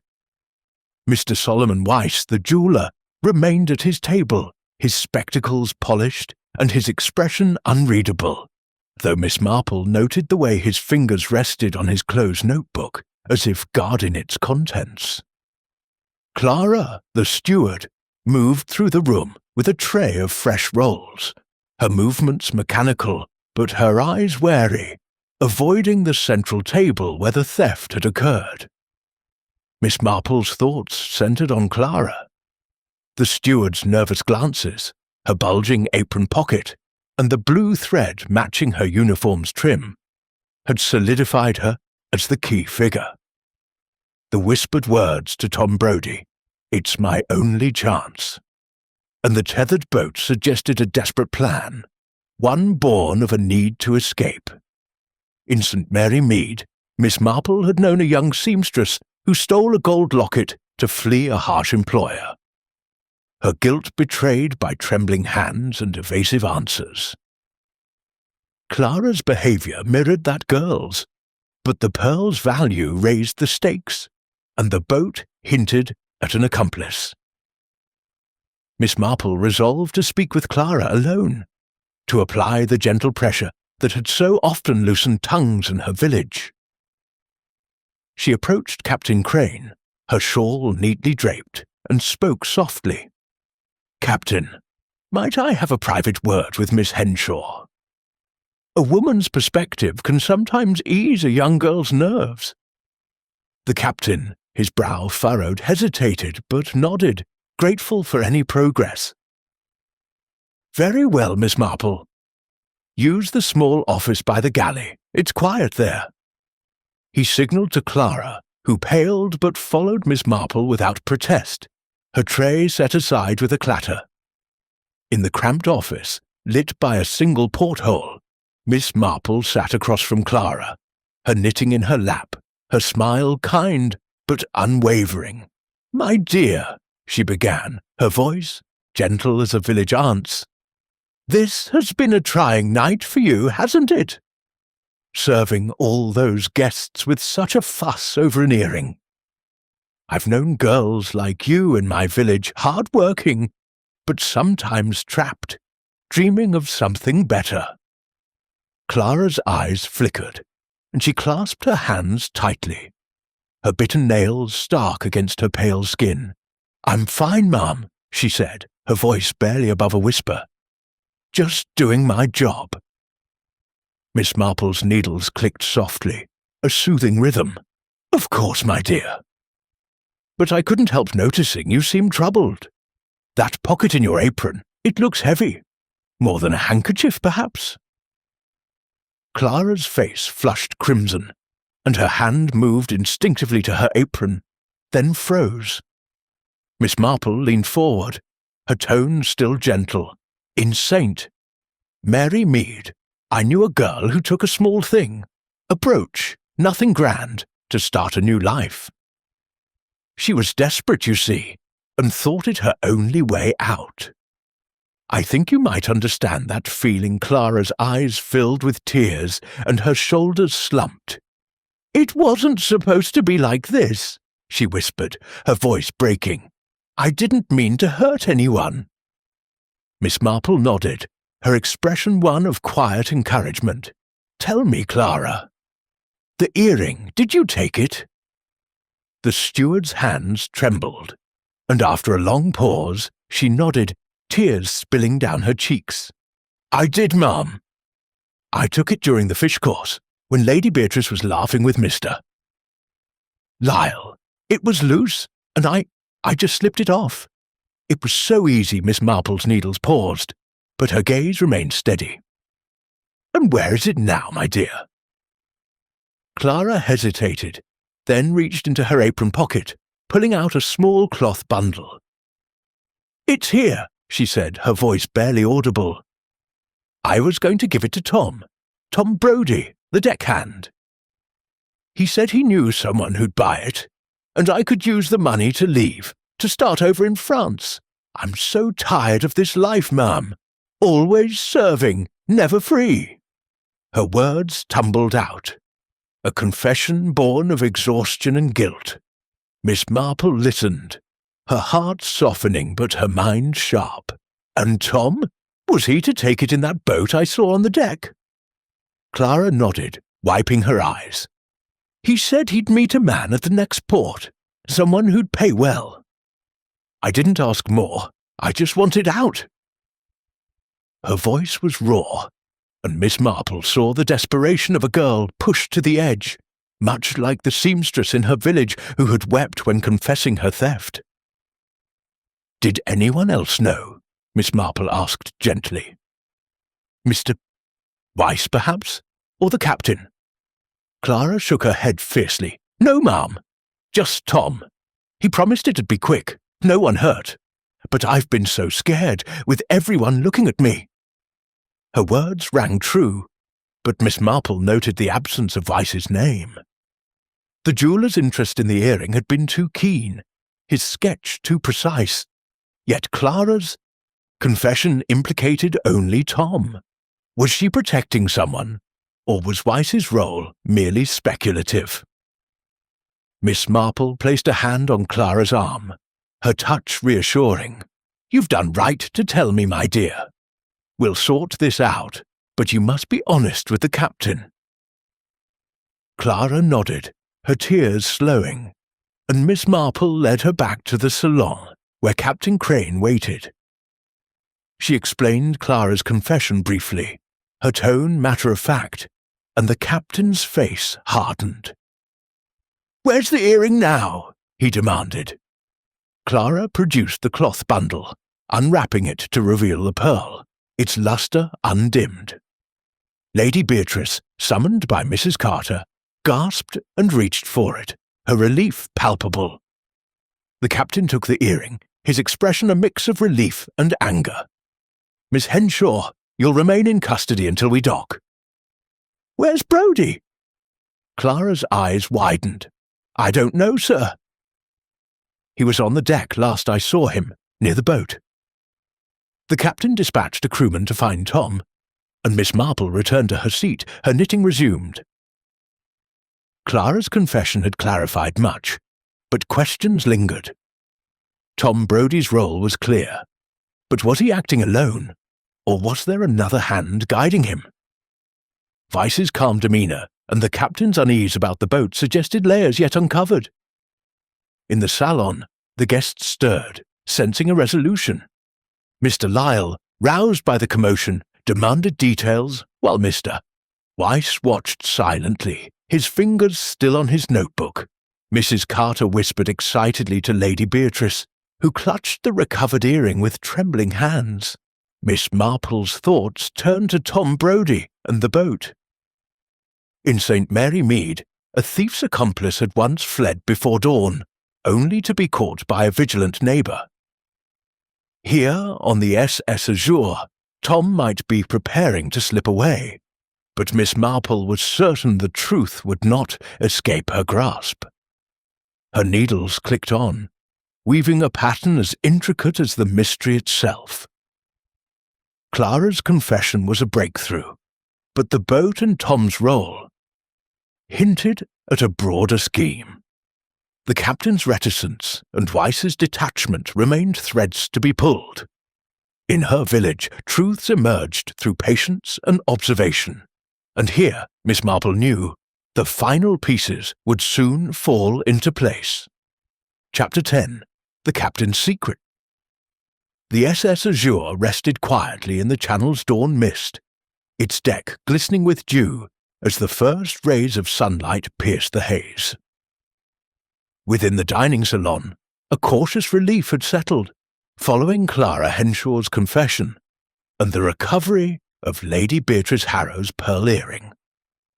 Yet the air remained charged with unresolved questions, the guests' weary faces reflecting a mix of curiosity and lingering suspicion. Miss Jane Marple, seated in her familiar corner, knitted with her usual calm, the soft click of her needles a steady rhythm against the murmurs of conversation. Her sharp grey eyes, however, were far from idle, tracing the threads of the mystery that Clara's tearful admission had only partially unravelled. The steward's confession had implicated Tom Brodie, the deckhand with the scarred eyebrow, and the small boat tethered to the ship's side. But Miss Marple sensed deeper currents, particularly in Captain Reginald Crane's guarded demeanour. In St. Mary Mead, she had known men in authority who hid secrets behind their titles, and Crane's unease suggested a truth yet to be uncovered. The clock in the salon showed 7 in the morning, and the guests, though exhausted, stirred with renewed energy as the earring's recovery spread through whispered exchanges. Lady Beatrice, now reunited with her precious heirloom, sat with Mrs. Carter, her fingers cradling the pearl as if to ensure it would not vanish again. Mr. Percival Lyle, revived by coffee, muttered about justice served, but kept his voice low, his earlier bravado muted. Mr. Solomon Weiss, the jeweller, remained at his table, his spectacles glinting as he watched the proceedings with a detached air, his notebook tucked away, but his presence still a point of interest for Miss Marple. Clara, pale and subdued, stood near the galley door under the watchful eye of a crewman, her apron now flat, its secret revealed. Captain Crane, his uniform creased from the long night, stood at the salon centre, addressing the guests with a measured tone. "Ladies and gentlemen," he said, his voice carrying a weary authority, "the earring has been recovered, thanks to Miss Marple's insight. Miss Henshaw has confessed, and we are searching for the deckhand Tom Brodie, who may be involved. The matter will be resolved fully when we dock." His words were reassuring, but Miss Marple noted the tightness in his jaw, the way his eyes avoided hers. She recalled a saint, Mary Mead Constable, who had spoken with similar firmness to cover a nephew's misdeeds. Crane's reticence about the boat and Tom Brodie suggested a secret he was reluctant to share. Miss Marple's thoughts returned to her midnight stroll on the deck, where the tethered boat, the smouldering cigarette, and the scuff mark near the ladder had hinted at a plan for escape. Clara's confession had confirmed Tom's role, but the captain's quick dismissal of the boat as a maintenance craft gnawed at her. In her village, a farmer had once claimed a locked shed was for tools, only for it to hide stolen goods. Crane's authority gave him control over the ship's secrets, and Miss Marple resolved to probe further, to uncover what he might be shielding.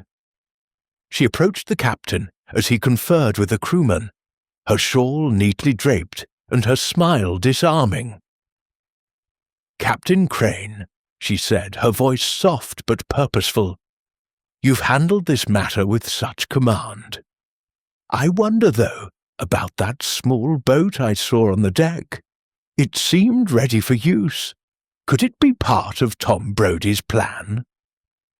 The captain's face stiffened, his hand pausing on his logbook.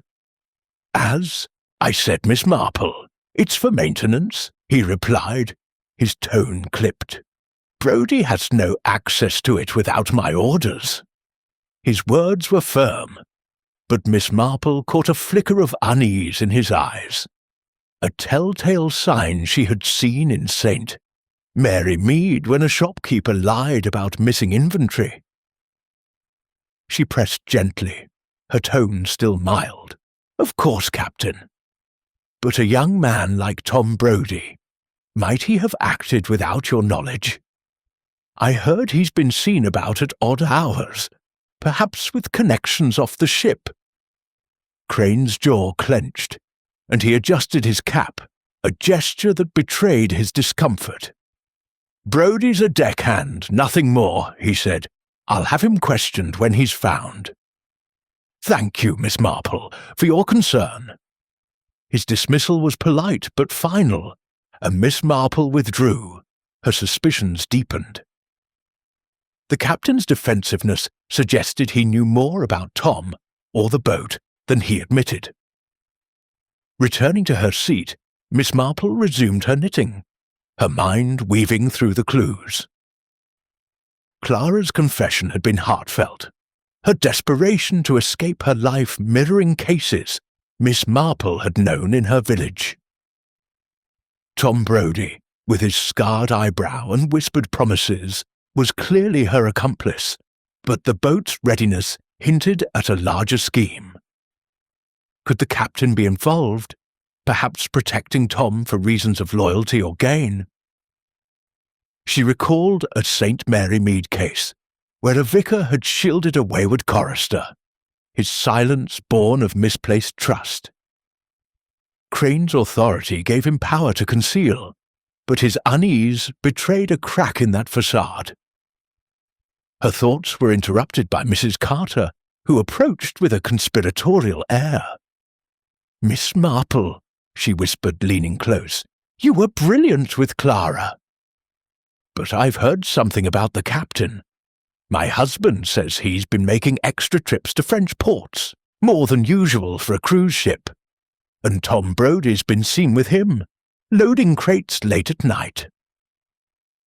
Her words were a gold mine, and Miss Marple nodded, her expression one of polite interest. "How curious," she said. "Do you know what kind of crates?" Mrs. Carter shook her head. "No, but it's odd, isn't it? A captain shouldn't be handling cargo himself." The information added a new thread to the tapestry. Smuggling, Miss Marple thought, was not uncommon among seafaring men, and a valuable pearl could be a prize in such a trade. In St. Mary Mead, a grocer had once hidden stolen goods in flour sacks, his secret uncovered by a nosy neighbour. Could Crane be facilitating a similar scheme, with Tom as his agent and Clara as the unwitting thief? The boat suggested a handover, perhaps to a contact at the next port, as Clara had mentioned. Miss Marple decided to test Tom Brodie's role. She approached the crewman guarding Clara, a burly sailor with a weary expression. "Young man," she said, her tone kindly, "I understand Tom Brodie is being sought. Might you know where he was last seen?" The sailor shrugged, his voice gruff. "He was on deck an hour ago, near the stern. Slipped off when we started looking for him." His words confirmed Miss Marple's suspicions. Tom was avoiding capture, perhaps preparing to use the boat. She thanked the sailor and returned to her corner, her needles clicking as her mind worked. The salon stirred as the crew returned from their initial search, reporting no sign of Tom Brodie. Captain Crane's face darkened, and he ordered a sweep of the ship's lower decks. Miss Marple watched him closely, noting his tension. If Tom was his accomplice, his absence was a threat to Crane's control. She considered Mr. Weiss, whose calm demeanour and precise sketch of the earring still nagged at her. Could he have known of the theft, perhaps advising Tom or Clara on the pearl's value? His alibi held, but alibis, she knew, could be crafted as carefully as a jewel setting. As the searches continued, Miss Marple's thoughts turned to the boat. Its presence was no coincidence, and Crane's reluctance to discuss it suggested a secret tied to his command. In St. Mary Mead, secrets had a way of surfacing, often through a careless word or a betraying glance. Here, on the SS Azure, Miss Marple was certain the captain's secret would soon be revealed if she could find the right thread to pull. Her knitting continued, its rhythm a quiet promise that the truth, like the dawn, was breaking through the mist. Chapter 11. The Jeweller's Alibi. The SS Azure lay anchored in the channel, its deck shimmering under a morning sun that burned away the dawn's mist. Within the dining salon, the atmosphere was a curious blend of relief and lingering unease, the recovery of Lady Beatrice Harrow's pearl earring tempered by the absence of Tom Brodie, the deckhand implicated by Clara Henshaw's confession. The guests, exhausted from the sleepless night, sipped coffee and whispered theories, their eyes darting toward the galley door where Clara stood under guard. Miss Jane Marple, seated in her quiet corner, knitted with her usual calm, the soft click of her needles a steady counterpoint to the room's murmur. Her sharp grey eyes, however, were alert, sifting through the threads of the mystery. Clara's desperate theft, Tom's elusive role, the tethered boat, and Captain Crane's guarded demeanour. Yet her thoughts now turned to Mr. Solomon Weiss, the jeweller whose precise sketch and keen interest in the earring had left a lingering question. In St. Mary Mead, Miss Marple had known men whose expertise masked ambition, and Weiss's calm detachment warranted closer scrutiny. The clock showed 7:30, and the salon was bathed in the golden light streaming through the portholes. Lady Beatrice, her composure restored, sat with Mrs. Carter. The recovered earring now safely in her possession, its twin gleaming at her ear. Mr. Percival Lyle, his energy sapped, slumped in his chair, his coffee untouched as he muttered about the whole affair being a farce.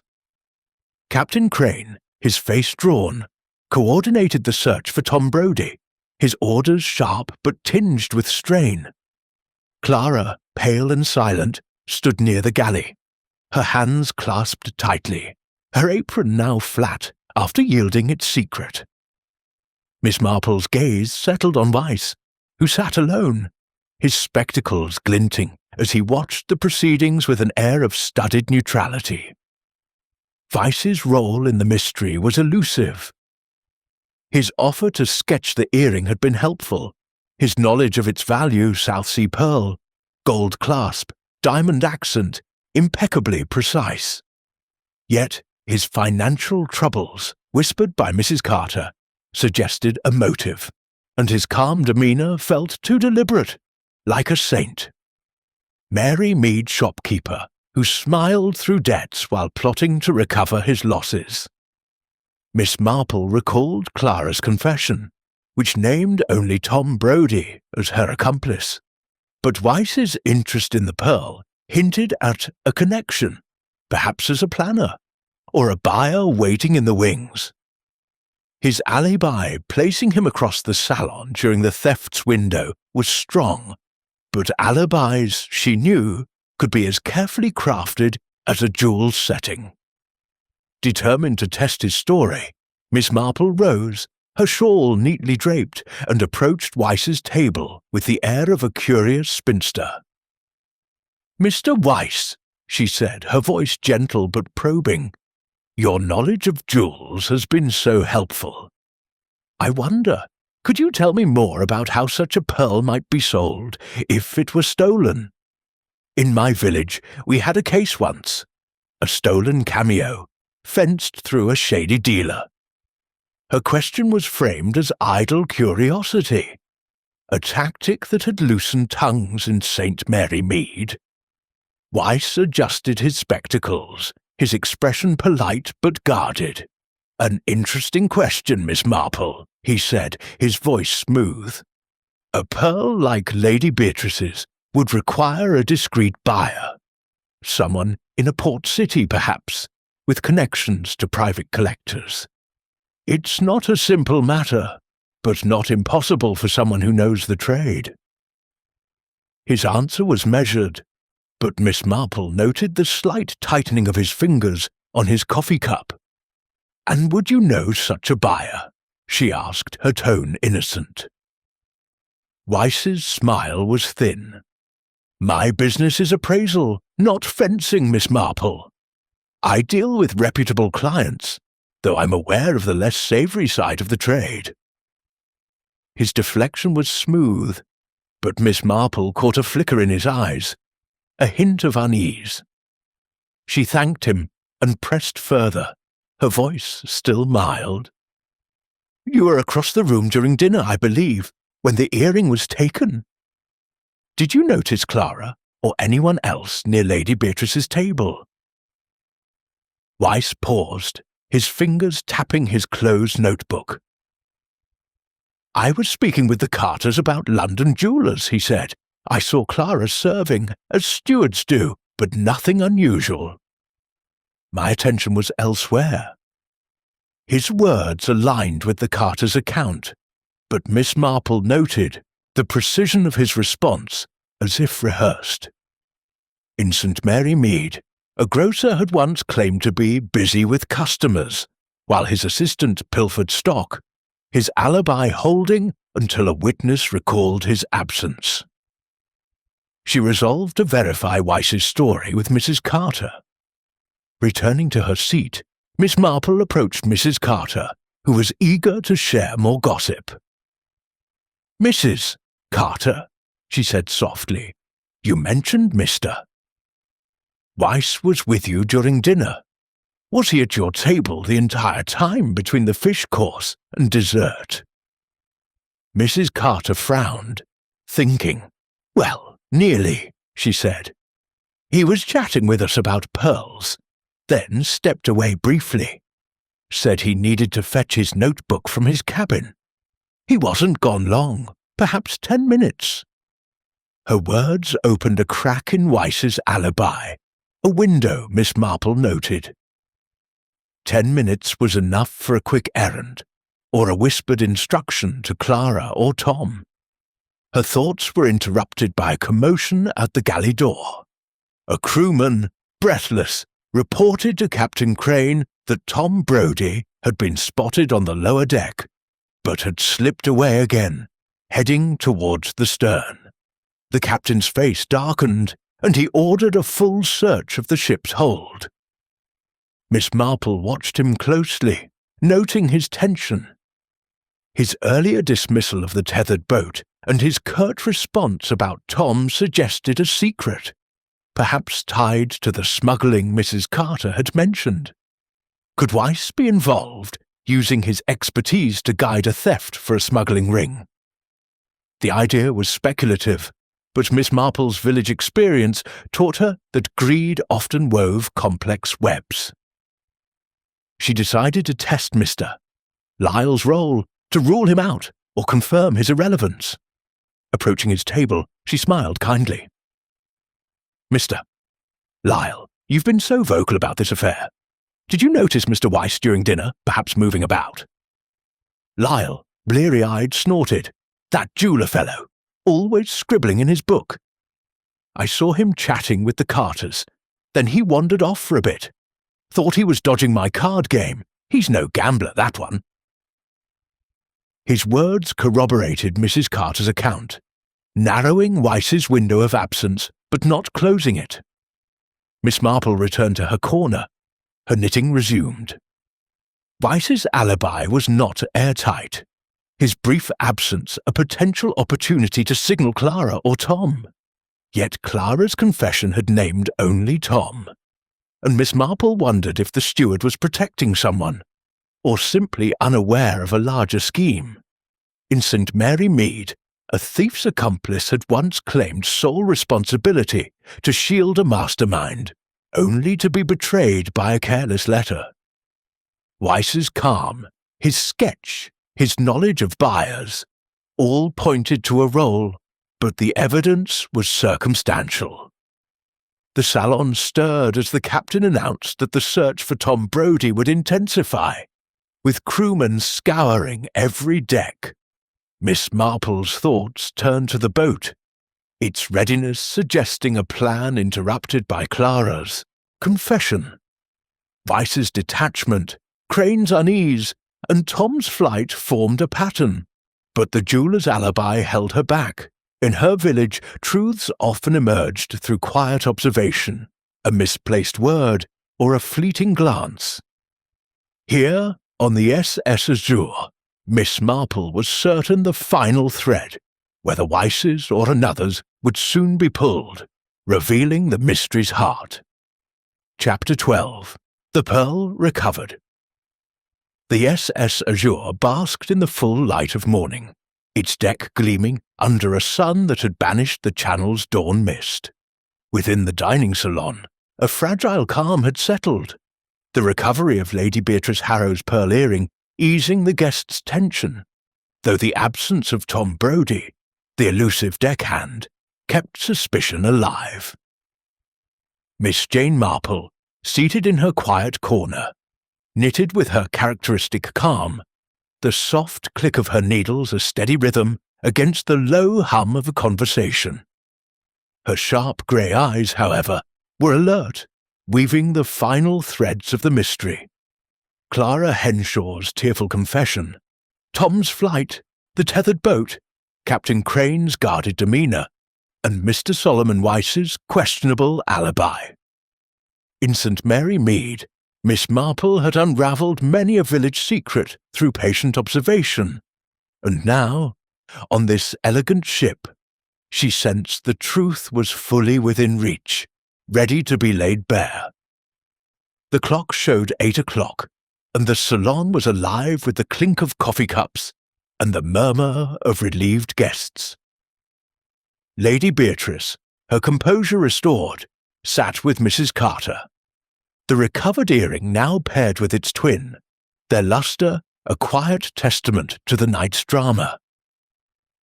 Mr. Percival Lyle, his bluster reduced to grumbles, sipped coffee and muttered about wasted time. Mr. Weiss, the jeweller, remained at his table, his spectacles glinting as he watched the room with a calm that Miss Marple found too studied. Clara stood near the galley door, her face pale under the crewman's guard, her confession having lifted a weight but left her vulnerable. Captain Crane, his uniform now pressed but his face still drawn, coordinated the ongoing search for Tom Brodie. His orders sharp but tinged with an unease Miss Marple could not ignore. Clara's admission had clarified much. She had taken the earring during the fish course, slipping it into her apron pocket, with the promise of selling it through Tom to fund a new life in France. The tethered boat, the smouldering cigarette, and the scuff mark on the deck pointed to Tom's role in a planned escape. But the captain's reticence about the boat and Weiss's brief absence during dinner suggested lingering questions. Miss Marple's thoughts turned to the thread caught in the table's splintered edge, matching Clara's apron, a small clue that had led to her confession. Yet the broader scheme, involving Tom and possibly others, remained incomplete. In St. Mary Mead, a stolen watch had once been traced to a pawn shop through a single clue. Here, at the Bay, Pearl's recovery was only the beginning. Determined to tie up the loose ends, Miss Marple approached Captain Crane, her shawl neatly draped and her smile disarming. "Captain," she said softly, "Clara's confession has been a great relief, but I wonder if we might ensure the earring is truly safe. Could we search her quarters, just to confirm no other surprises await?" The captain, his brow furrowed, nodded. "A sensible precaution, Miss Marple. I'll have it done at once." He dispatched 2 crewmen to Clara's cabin, and Miss Marple, invited to observe, followed with her usual unassuming air. The steward's quarters, a small bunk room below deck, were spare but tidy, with a narrow cot, a locker, and a single porthole, letting in the morning light. Clara, escorted by the crewman, stood silently as the search began. Miss Marple's eyes scanned the room, noting the neatly folded spare apron on the cot. She recalled the bulging pocket of Clara's worn apron and suggested, "Might we check the seams of her spare uniform? Small things can be hidden there."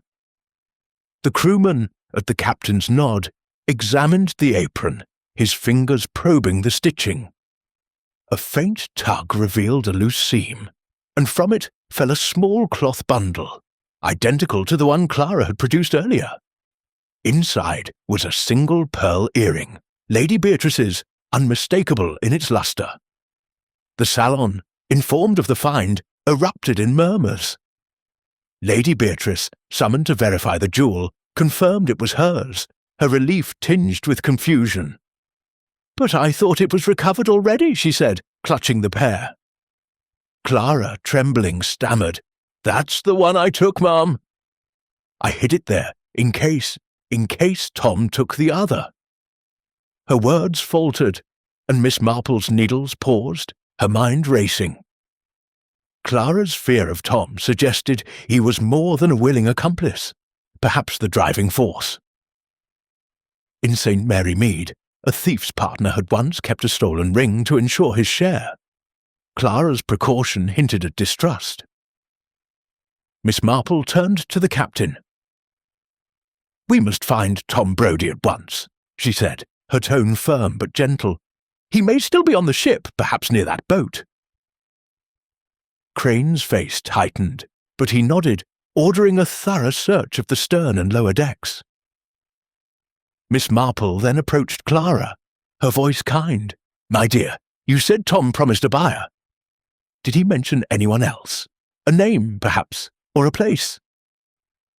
Clara shook her head, tears welling. "Just the man at the next port, ma'am. Tom said he'd handle it all. I didn't ask more. I was too scared." Returning to the salon, Miss Marple considered Weiss. His brief absence during dinner, confirmed by Mrs. Carter and Lyle, left a window for involvement, but Clara's confession excluded him. She approached him, her tone conversational. "Mr. Weiss, you've been so patient. Did you ever speak with Tom Brodie about jewels, perhaps casually?" Weiss's eyes narrowed, but he shook his head. "I don't know the man, Miss Marple. My interest was in the earring's design, nothing more." His denial was smooth, but Miss Marple noted his fingers tapping his notebook, a sign of unease she had seen before. She then spoke with Mrs. Carter, probing for more gossip. "Mrs. Carter, has anyone mentioned Mr. Weiss with the crew? Perhaps Tom Brodie?" Mrs. Carter frowned. "Not directly, but I saw Weiss near the galley once, talking to a crewman. Not Tom, though. It seemed odd for a guest the detail was slim, but Miss Marple filed it away." Weiss's alibi held, but his expertise and financial troubles kept him in her thoughts. The crew's search soon yielded results. Tom Brodie was found hiding in a storage locker near the stern, near the tethered boat. Dragged to the salon, he was defiant, his scarred eyebrow stark against his flushed face. "I didn't take the earring," he spat. "Clara's lying." But under Miss Marple's gentle questioning, he faltered, admitting he'd promised to sell the pearl for her, planning to use the boat to meet a contact at the port. It was her idea, he insisted, but his eyes darted to the captain, who stood rigid. Miss Marple turned to Crane. "Captain, Tom's plan suggests familiarity with the ship's routes. Is there more to know about that boat?" Crane hesitated, then sighed. "It's used for discreet deliveries," he admitted. "Not smuggling, mind you, just private cargo for trusted clients." His words were careful, but Miss Marple sensed a half-truth, like a saint. Mary Mead Farmer hiding poached game. She let it pass, satisfied that Tom and Clara were the heart of the theft. The captain promised leniency for Clara if she cooperated fully, and she named Tom as her sole accomplice, insisting no one else was involved. Miss Marple, her knitting resumed, felt the mystery resolved. Vice's role, if any, was unproven, his alibi holding firm. Lyle's bluster had been a distraction, his card-playing hands innocent of theft. The captain's secret, likely tied to minor smuggling, was a matter for the authorities, not her. As the SS Azure prepared to sail again, Lady Beatrice approached, her gratitude warm. "Miss Marple, you've saved my heirloom. Please, join me for tea in London." Miss Marple smiled, declining gently. "There are always more puzzles, my dear," she said, her needles clicking as the salon returned to life. In St. Mary Mead, truths emerged through quiet patience. And here, on the SS Azure, the pearl's recovery had followed the same path. Miss Marple's work was done, but her mind, ever curious, was ready for the next mystery to unravel.